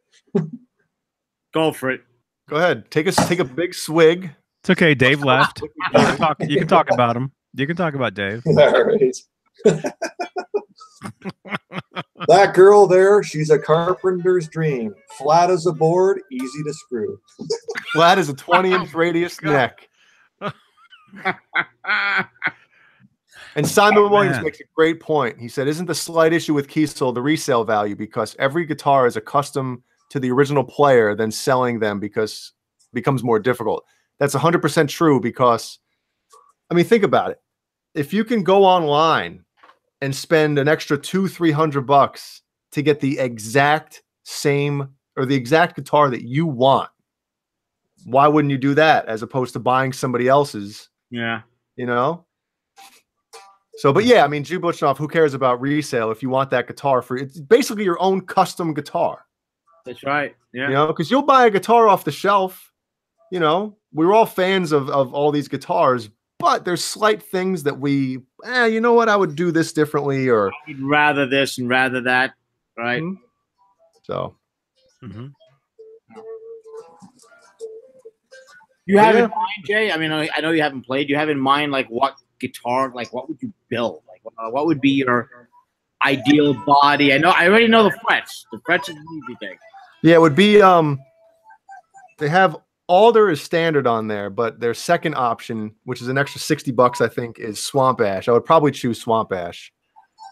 Just because I've seen I've watched some reviews of the guys that have gotten the Swamp Ash body, and guitars sound killer. They have two different options for the. Good night, John. Night, John. Beh. And hey, G, good to see you, man. They have two different, or actually three different ebony necks, or ebony fingerboards. They have regular ebony, and they have a darker ebony which has less color variant, and then they have a royal ebony fingerboard, which is like a lighter, almost looks like maple, but it has like black or dark streaks through it. It looks really, really, Wow. yeah, like super cool. And then what else were you asking here? Just building a ton. I'm curious. This is where I go because I think that they have some of the best tops in the business, bar none. I put up. I love some of the stuff. Where are you leaning towards that? I mean, they have most. You know, they have. It's not just a full top.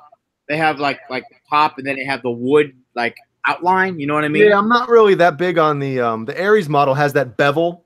Yes, you know, like right there. Yeah. And to be honest, if I got that model, I would get it without the bevel because it more looks like, you know, an Ibanez. It still has this, right? You know, the curve here. Which what is the exact name for this, Johnny? Arch top. Well, no, this is a flat top, but it has the curve there. Yeah, elbow. Yeah. Recess or whatever. Yeah. So I'm not a huge fan of that. Wake up Nesdal. We gotta have some. Yeah, Dave, come back. We're sorry. You're sorry. Oh man. Trust me, man. See, now I'm like wide awake talking about these guitars. Oh yeah, man. You got the Kiesel kick. The Kiesel kick. Man, I think everybody wants one of those now after this. Man, I'm gonna have to contact them, huh? I want a headless one. I want a headless Kiesel. Yeah. Maybe we could you know, maybe have them sponsor the show. We have to change the name of it, but there you go. The Johnny Beane Kiesel Hour. Yep. That'll throw a wrench in the whole thing, wouldn't it? Steve Andersen's Kiesel Kiesel Camp? Steve Andersen's Kick-Ass Kiesel Hour.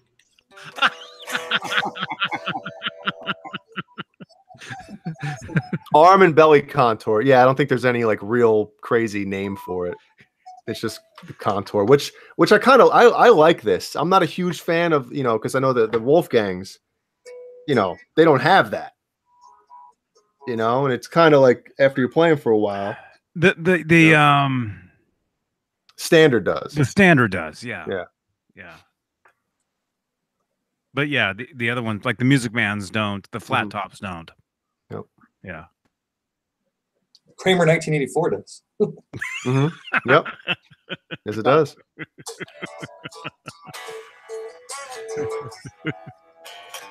So Jay, have you? I know you want to play one, but have you actually priced out one? Like saying this would probably be something, and you mind telling us like kind of what? Yeah, if like the base price, if you just got them like completely standard, I think it's like $1,100 or something. Custom, dude. Wow. I know. Well, yeah, basically USA made guitar. For like $1,100, and the stuff that I wanted done to it, it came to about $1,500. That is crazy for telling somebody build me this guitar. Yeah, I didn't get any crazy, you know, cap on top with like a antique ash finish or anything like that. It was one of them was like a transparent finish, so you could see the wood underneath. I mean, it just looked so cool. So there's a couple different things because they have an option also for a thinner neck profile. And I chose that. I think that's an extra $60 for the thinner neck profile. Still, but for $1,500, I have a company build you a custom guitar. Is no wonder why they're catching on fire. Yeah. And they're still able to build them in America. Yeah. That's the really good. It's one thing to have a guitar built to your exact spec, yeah, but to have it built in America. What kind of tremolo do you get with those, Jay? Well, the Aries model, you can get it with a Floyd. Oh, really? But the headless ones, like the Vader, the Osiris is the one that Thomas McLaughlin has, and they don't have that one. There's no option for a Floyd, but Oh.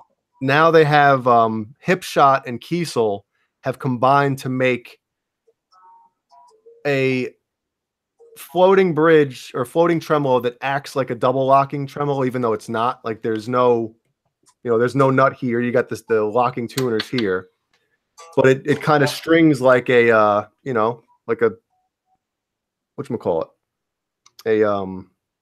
Floyd? No, no Floyd. No fall. Okay. Yeah.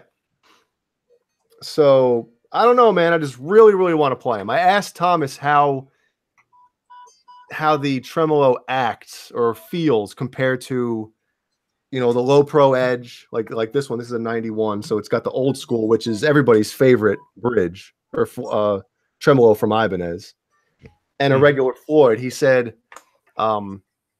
it definitely feels different, but it's still awesome. He didn't really get into details. That's a curious statement, right? Feels different, but still awesome. Yeah, I mean, but this feels different than a Floyd does anyway. So yeah, that's true. Mm-hmm. I mean, it does the same thing. Mm-hmm. Yeah. They all do the same thing, but there's slightly different feels to the bar, to the tension, yes, and everything. The neck, in your palm, the body against your body, yeah, the recoil and everything. Yeah, they're all different, man. Yeah, he said the Hipshot Kiesel tremolo does not pull up as far as an Ibanez, but no, what does, right? Yeah, because that's all he's played really is the Ibanez tremolos. Mm-hmm. But I never really did too much wankery with the bar anyway. So You can only do so much with that, really, right? How many times are you going to use that on stage? Think about it. Actually, we always took the bar off, and we'd use, hold on, I don't know how to, I have a strap on. Strap on, huh? So we used to do something. We called it bridge bending. Let me tell my wife. It's only funny when Dave says it. Yeah. Let me see if you can see this. I know it's a black guitar. It's kind of hard to tell, but we'd have a riff. We had a riff on our first album. Can you hear that? Yeah. So we'd reach around. I'm getting myself in. Yeah. Strap-ons, reaching around. Keep going. Yep. You have a black strap on and you're reaching around right now. And green is on it. Well, what kind of stuff? So we'd reach over with our left hand and kind of pull on the bridge. So okay. The riff without fretting, obviously, and this is tuned standard. So this is low B, right? Right? Yeah. So the riff, we'd bend it down. We'd go like, if it was in 7/8 was the time. So this is going to sound like I'm just, hitting anything on the guitar right now. But it was like,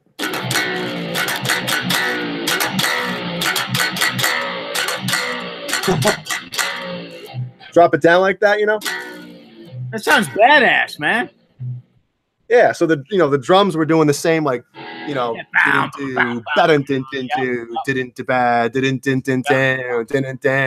then we'd reverse it and go the opposite way. It'd be like down to up, it'd go.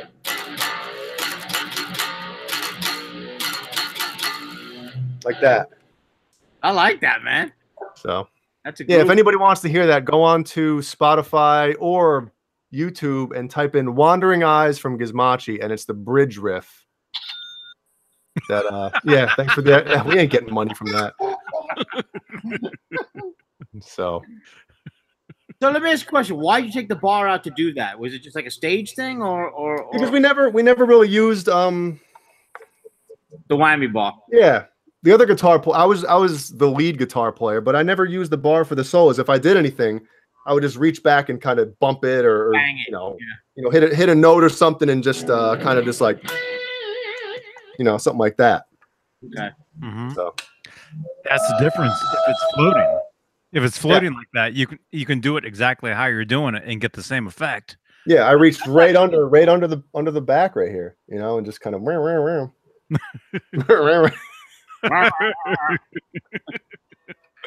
my PRS has a floating custom 24. They're cool, just more maintenance, man. Yeah. Yeah. Yeah. Oh, imagine you're doing that riff where you're pulling it up and you break a string and it latches down and traps your hand in there. Oh, God. Right? That could happen.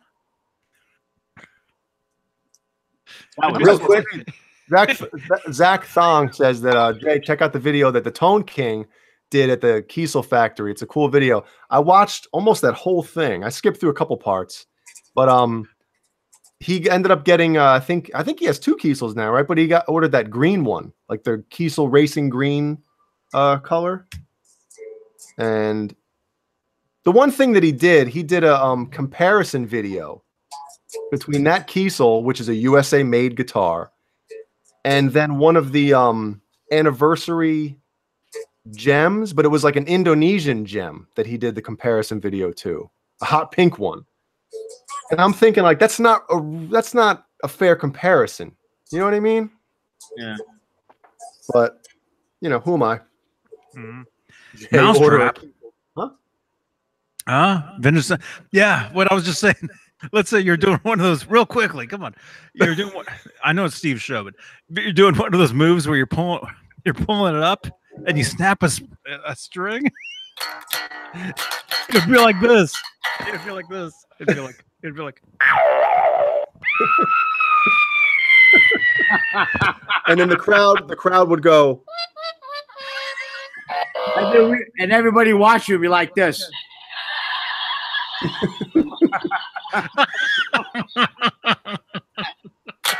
As you're running around the stage with a missing finger, blood.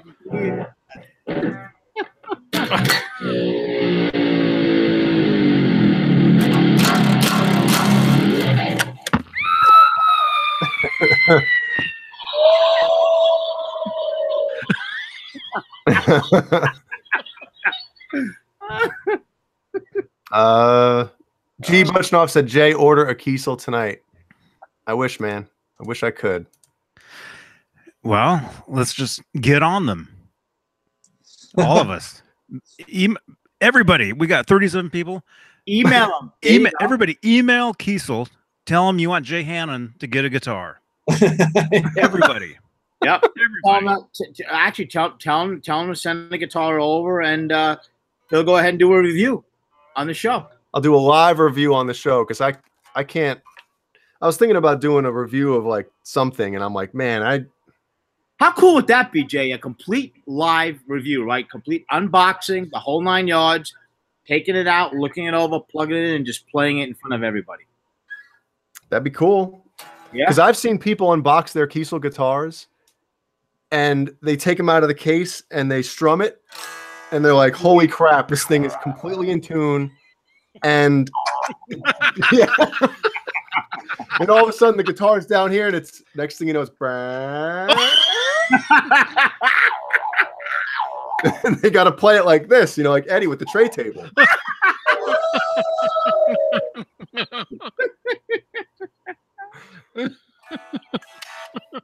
Here comes the unboxing. Steve will make the sound effects for me. Yeah. There you go. Just real quick, I got to say hi to Judd Lofthouse. He always has messages in the comments. He's never here. I can't believe he's here. I want to say hi to Judd in the UK. And good luck tomorrow morning, or actually in about 6 hours. England plays Belgium for 3rd place in the World Cup. Good luck, boys. Where's the snoring button on here? That's the Nesdal button. That's the Nesdal right in the belly button. But no, seriously, I wish we would have said this 3 hours ago. But seriously, everybody, we got 37 people here. In the future, if you're looking at this, and we'll do another video, but let's try to get Jay a Kiesel guitar. That would be for a review. For a review, Yeah. Yeah. Let's everybody. Let's try to. If you're on Twitter, tweet Kiesel. And tweet what's your Twitter, Jay? Oh man, maybe we should do it from. Wonder if we should do it from my Instagram, because I think they're more active on Instagram anyway. Are they? Yeah. Actually, you got to post a picture if you do that, then, don't you? Do you? can't just like Yeah. message them. You can message them. Or you can post a picture on Twitter of Jay going like this. Please. And you can tag Kiesel in the picture.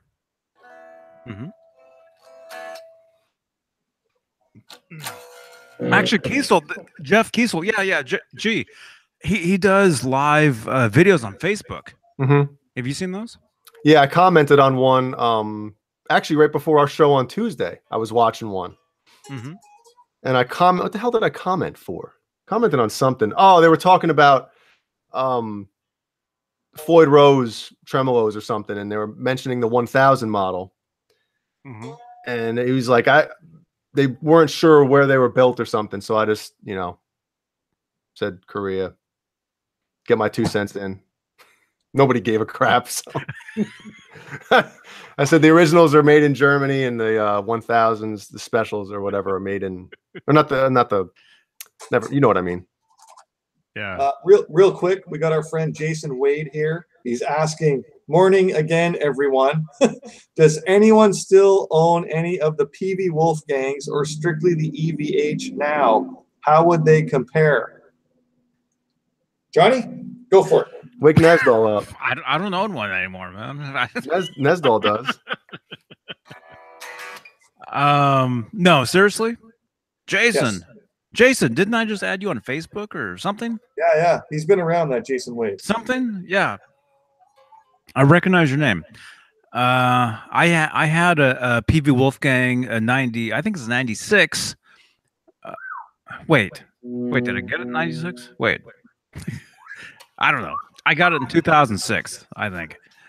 And amazing guitar. I have a feeling we're going to see it once Michael comes back. Oh, is that where he went off to? Oh, yeah. I think so. Yeah, amazing. What was that sound? How do they compare? They're different guitars. They're not each guitar, the music, the EVH Music Man, the PV Wolfgang, the EVH guitars, either the USA, Japanese, China, they're not the same. None of the guitars are the same. They're all very, very different. Although I think each guitar was a step, in this direction. Pretty, yeah. Although there's things about the each guitar that I like better off each guitar, different, aspects of it. But you get people that different people prefer different ones. It's not like it's definitive that this is the best one. Yeah. You'll read online, you get mixed opinions and everything. I've never played the Ernie Ball Music Man. I've never played the maybe I did play a PV one. That might be the one I was telling you about a while back, Johnny. That a buddy of mine had like the top of the line one and then a cheaper version.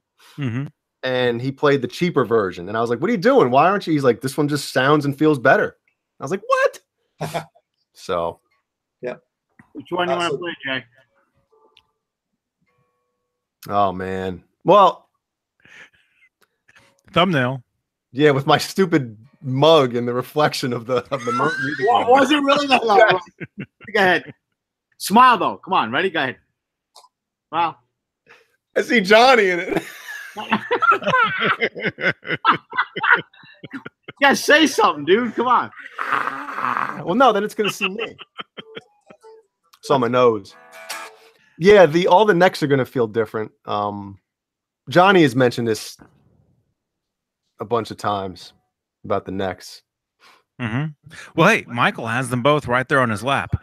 Dude, are the necks totally different on each of those guitars? They're not the same at all. 100% different. Yeah. Yeah, 100% different.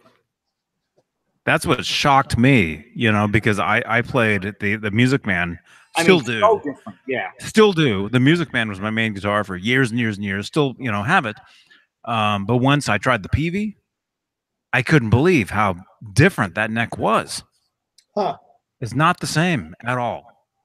So Jason Wade is asking, would you suggest a Mexico special as a good entry for someone that doesn't have one? Oh, you didn't hear that, did you? Yeah, definitely. Yeah, the Mexico specials, they're great guitars. I personally think that any EVH guitar you get in Mexico, you know, throughout the entire line, you cannot go wrong. You are buying a really kick-ass guitar and a quality instrument. Kick axe. Axe. I said axe. Did I say axe? That's my accent. Yeah. No, really, I'm serious. You're not throwing your money away by any stretch of the imagination. You're getting an amazing instrument. You know, and an MIM, right? I mean, the price point, it's awesome. Yeah. Mm-hmm. Yeah, 100%. If that's where you lean towards, you know, don't think twice about it. Just pick it up. You won't be disappointed, man. Yeah, and really, in a way, sort of. The made in Mexico. I mean, from what I think, I've played them all. I've played every Eddie guitar there is. I've played, and I really do believe that the made in Mexico specials are almost a PV Wolfgang and an Ernie Ball guitar combined in one. To me, they're very. It's almost like both the guitars. You know. How so? That's cool, man. Yeah, yeah, because the bodies are a lot like the PVs, Okay. and but the EVH necks are more, to me, are more like the Music Man's than the PVs. Nice. To me, I've read that the PVs are a little chunkier. Is that not saying they're fat or thick or anything, but compared to the EVH ones, right? The PVs. Well, Mike has them both right there. To me, the PVs they're wider and they're more like a classic. They're wider and flatter, whereas the Music Man is more like a baseball bat, like right in your palm. Mm-hmm. To me, let's see what the captain says. Hold on. Captain's got a. Get another barrel in the shark. Exactly. Hey, Roy, can you take care of that? Right. Hold on a second. He was out there throwing chum earlier, so. Captain Brody. Thank you, Fender Guru. Fender Guru says I'm right. Well, did you have any doubts? Well, as long as Nesdal's not here, I'm right. Fender Guru is like amazing. Fender Guru from New Zealand's been here the whole time.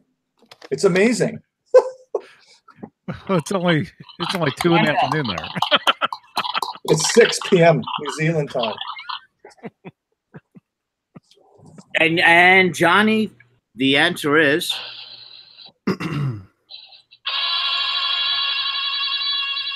you are correct. It is it feels a little bit thinner. To me, the Music Man neck is easy to play. That's my opinion. It's easy to play. It fits in your hand a little bit better.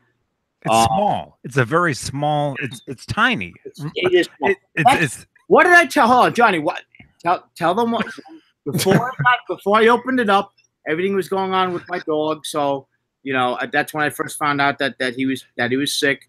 And I told Johnny, I said, Nesdal's head's gonna blow up because I have this new guitar in the other room, and I can't open it up because I have to take care of business. But I told you, I picked up the box that it came in, and it was so light. And I was like, I hope there's a guitar inside of this thing. I mean, it really is that light. She sent just the case. Yeah. I'm like, you gotta be kidding me. And then I started flipping the bulb. Right? Johnny? Am I being honest with you? Right? I mean, yeah. The Music Man guitars they're feather light. They really are. feather light and small. I mean, this guitar is not fit. Look, that's the wrong one. How about I get that? They look the same. Yeah. It is small. It is a small guitar. It really is a small guitar. Yeah, And you get a lot of guys. You get a lot of heavier guys Yeah. that can't play the Music Mans because they say that they look too small. Playing like they look like toys on them. Nesdal I've said heard that, right? I've heard that many. Is he heavy? Well, no, he seems to- I'll never meet him. Well, Mike, you've met him. Dave's cool. So I'm holding this with 2 fingers. Dave's not heavy. Dave's lost a lot of weight, by the way. How many fingers, Michael? 2? Right here, 2 fingers. Yeah. Yeah, that's what she said. Oh.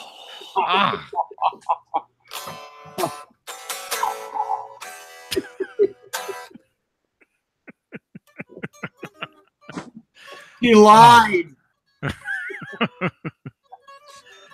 Oh man, but yeah, that guitar Jay's playing right there. Yeah.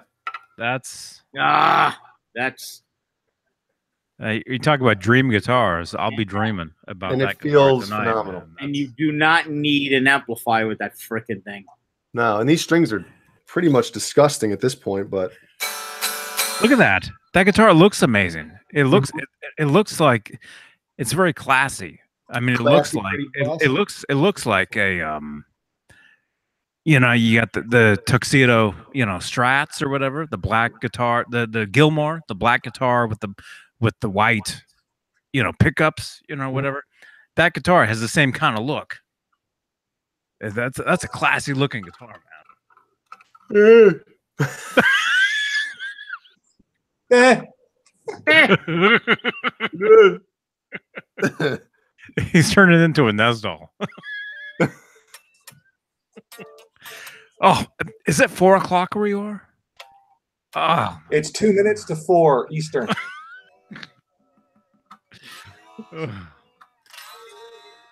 Still early Oh yeah. in the morning. early.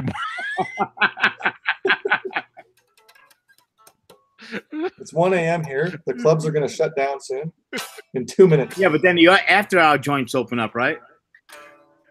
Yeah, then it gets crazy out here when people are walking home drunk.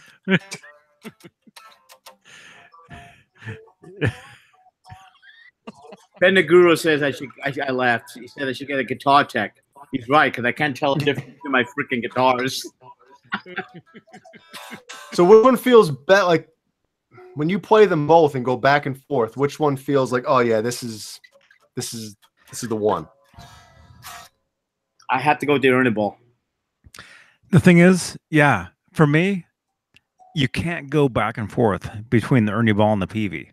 They're so different, man. Yeah. And don't get me wrong, the PV, there is nothing wrong with it. I absolutely love this freaking guitar. And I can't thank Johnny enough for giving me the privilege to pick it up. It is a killer guitar. But I mean, he's right. You jumping back and forth is a difficult thing because they are so different. And Jay, like you were saying earlier, just the difference between the frets, right? You have to tweak your playing style, right? Mm-hmm. You know. So I'm sorry, Dan Halen. Where they were, huh?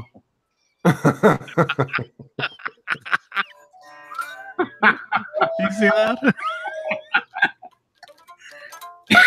Yeah.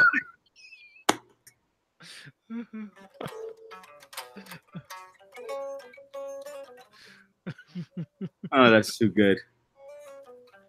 So I mean, and you know what? To be honest with you, because it's so new, I've been playing the Ernie Ball. Well, the amount of time I've had with it, more than any guitar, because it's my newest guitar. So, so I'm kind of leaning towards that. But when I had my my other Ernie Ball guitar, the neck, it just those necks are so easy to play. Mm-hmm. Albert Lee? Yes. Oh man, I love that guitar, man. I've been a huge fan of the Albert Lee guitar. Now I know a lot of people think the body looks, you know, weird or whatever, but I mean, I've always been into the weird, you know, the Hamer Phantom, the weird looking stuff, and Johnny, that Albalita, the one I have is the Guitar Center Special. So it has the pull pad on it. Oh, I'm telling you, dude, I gotta get that guitar in your hand. You'll freak out. It is smooth as butter. It sounds so good. And the reason why I bought that guitar was hanging on the wall. I told a story earlier, but I'll repeat it real quick. It was hanging on the wall in Guitar Center for almost 2 years. Okay, it went down to basically clearance. They couldn't get rid of it. They just wanted to get rid of it. Over a $2,000 guitar, and I paid $1,100 for it. I think $1,100, $1,200, whatever it was. And I asked the guy, it sounds awesome. I'm like, why is this thing? You know, when the minute I walked in, I saw it. I'm like, I'm taking this thing. Like, why is it so cheap? He's like, people loved the sound of it. They hated the shape, so they didn't buy it because of the shape. And I was like, that's ridiculous. it's a shame, is what it is. Yeah, it really is, because the shape is actually very cool. I think the shape is cool because, you know, if you want to stand out, play a guitar with a unique shape, and you'll stand out. Yep. You know, and I met him at NAMM, and you were right there, Johnny, when I went up to talk to him. Was that at the Ernie Ball, or was that up at Fender? That was Fender. Was that when we were hanging out with G? Yes. Yo, G. G. We were hanging out with G, and Yep. and he came in and And his two daughters. Yep. didn't I say, hey, there's Albert Lee over there? Yep. And then I walked up to him. Remember, I walked up to him, and he had his, you know, little couple of bodyguards or whatever it were, and I took out my avatar, right? And I'm holding the Ernie Ball guitar, his guitar, and I'm kissing Davidson, my dog. That's on my Facebook page. Mm-hmm. I showed him it, and I told him, you know, I'm such a big fan and whatever. And I talked to him a couple of minutes, took a photo. Yeah, you pointed out. You're like, by the way, there's Albert Lee. I'm like, so, and I went right up to him. I remember that. Yeah. Yep. Yeah. And that was freaking awesome, man. What a way to cap off an amazing week. Outside of meeting you, that was probably the top. Oh man, yeah, that was a good time. Well, yeah. Michael, which guitar sounds better of the PV and the Music Man that you have?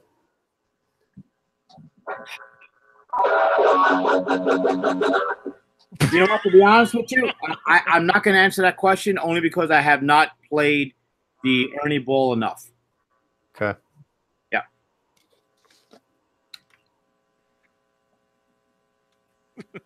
And that's honest. I just haven't. You know, I haven't had a time. I need to sit down and play with it. Oh yeah. You haven't done that enough at your age.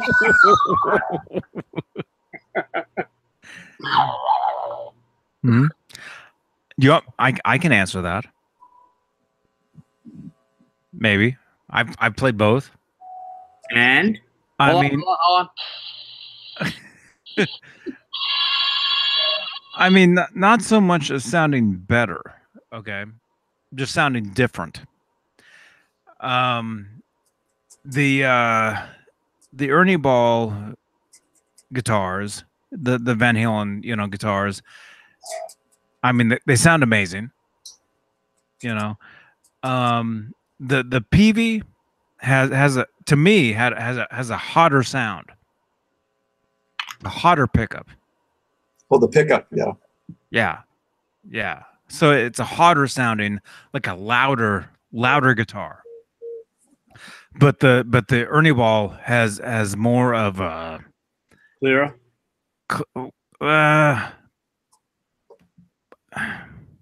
Actually, I did sound clips. How can I do this? They're on SoundCloud. They're on my SoundCloud.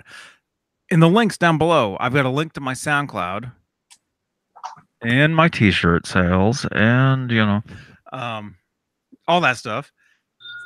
Which again, any of you guys, if you guys want to make shirts, make the shirts. I'll put the links down below for your shirts. And I own one of Johnny's shirts, one of the most comfortable shirts I've ever owned. I've got more comments about your mug. All good. I had one person say, "Who the hell is that?" I was like, Is that good? Johnny. I swear to God. I was like, "You mean you don't know Johnny Beane?" I'm like, "Dude, come on, catch up." He walked away. He's like, no, mustard. He walked. He thought I had 10 heads. The way he walked away.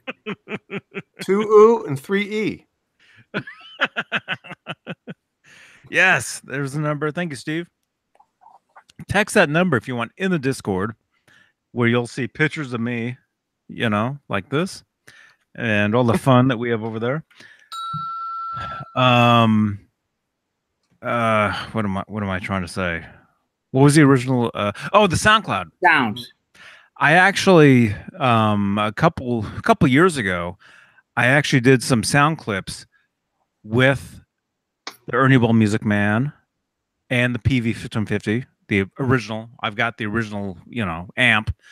So I did different clips, different sound clips with the Ernie Ball Music Man, the PV Wolfgang that Michael now has, the EVH that I had at the time, which I still have, but now David Allen Wright needs to, you know, build it up. Maybe even the GMW and the 84 that I have. Different guitars. Anyway, there's different clips, and maybe I'll remember, and I'll put the links in the description of this video or in a comment of each clip, so you can actually hear the Ernie Ball and the PV side by side through a PV 1550. Yeah. That's what I'll do. That's what I'll do. I'll do that. Cool. Because I recorded those already, so I'll do that. And Steve's reading. I got a split. Yeah. 10 after 4. I gotta get up at like 9 or some crap. Man. Beautiful. Yeah. Cry about it. Go ahead and cry about it. Oh, well, maybe we should just split. I mean, it's 1 o'clock. I just put up. I literally just put up with anyone who want to call into the show. See ya. Jay, why don't you leave and call in? Hold on, I'll call in right now. Yeah. Pillow talk. God, went home. Oh gosh. Pick up your phone, Johnny. Hey, it comes up Johnny Beane Mobile. I already have it programmed.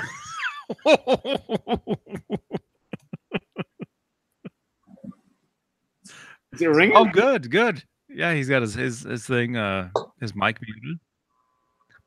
It's not ringing, no. Oh, there it is. From. This is Jay. To accept, press 1. To send a voicemail, press 2. Jay, can you hear me? What the? I don't remember leaving that little message. What? It would have been like a second ago. I didn't say that. You sounded really masculine. I didn't say that at all. Are you for real? That was my late night, you know, smooth talker voice right there. Uh-huh. We can't see you though. Hang on. Oh, let me turn my camera back on. There we go. Never mind. No, it's on. It's just for some reason it's not. What's the delay look like? How many seconds are we talking? hang on a second, man. Actually, can I hang on one sec. Hang on. Call from. Michael Smith. To accept, press 1. To send a voicemail, press 2. Hey, Michael. Hey, how you doing? I'm good. How are you doing? I'm doing all right. We've got to call into the show. Uh-huh. How about now? Steve's had enough. Why is that happening? Wow. Doesn't he know? Michael, haven't you called into a radio show before where you have to actually like turn the volume of your speakers down? Yeah, and I always get yelled at. I know. I'm muted right now. Somebody, yeah. I don't know who's who am I talking to? Who's on here? Who's speaking?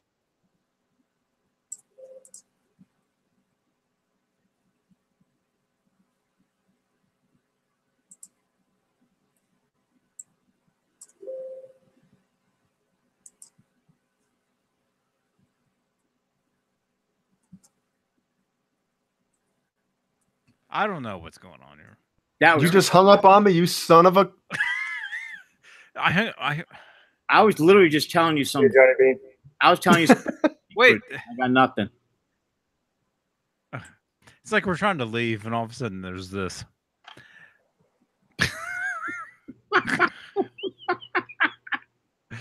I don't. We try, everyone. We try. Oh, 37 Yeah. people still watching. Oh, it's been a great night. It's been a great night tonight. And again, I know that Nesdal's asleep and he'll never watch this. I apologize for the last 3 hours with Nesdal. I mean, he's No, they put out some good information there. yeah, but he's half asleep throughout all of it. You know. He Hey, was Johnny, be sweet. Nothing. Who just left that? Wait.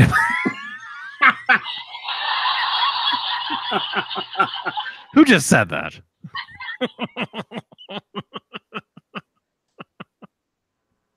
all right. All right. We're gonna split. If I get an email or a message from Kiesel, I have everybody in the chat room to thank for that. Oh, well, definitely. That's yeah, that's a good point. Put it out there, right, Johnny? everybody in the chat room. We got 38 people sitting here. Anybody, if you're watching this in the future, and yeah, we should actually, Jay, we should make a dedicated video For what? to get like some sort of Kiesel guitar to you. I think for review, for Yeah. experiments. You know, I think Experiments, yeah. And the thing of it is, Jay, no, really, like, you know, I think it's an amazing selling point, right? Endorsed artist, recording engineer. It's not like you're just, you know, giving the guitar to somebody that's just gonna put on his cell phone and like review it, right? Some Joe Schmo. Yeah, exactly. I'm serious. This is somebody that's going to be able to put something together that's quality and put it out there to represent the product. Mad Dog, you're gonna get a cease and assist letter, huh? There you go. Stop and then keep going. Yeah, stop. We'll help you. Yeah. Stop will help you, exactly.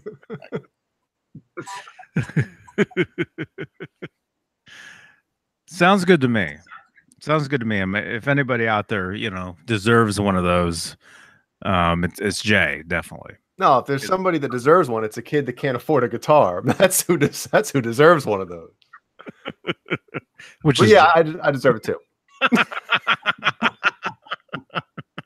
Yeah, but the kid, and the operative word is kid, that can't afford a guitar, he needs to be steered towards the right guitar company. So you. Oh, there you go. See? Yeah. There you go. Yep.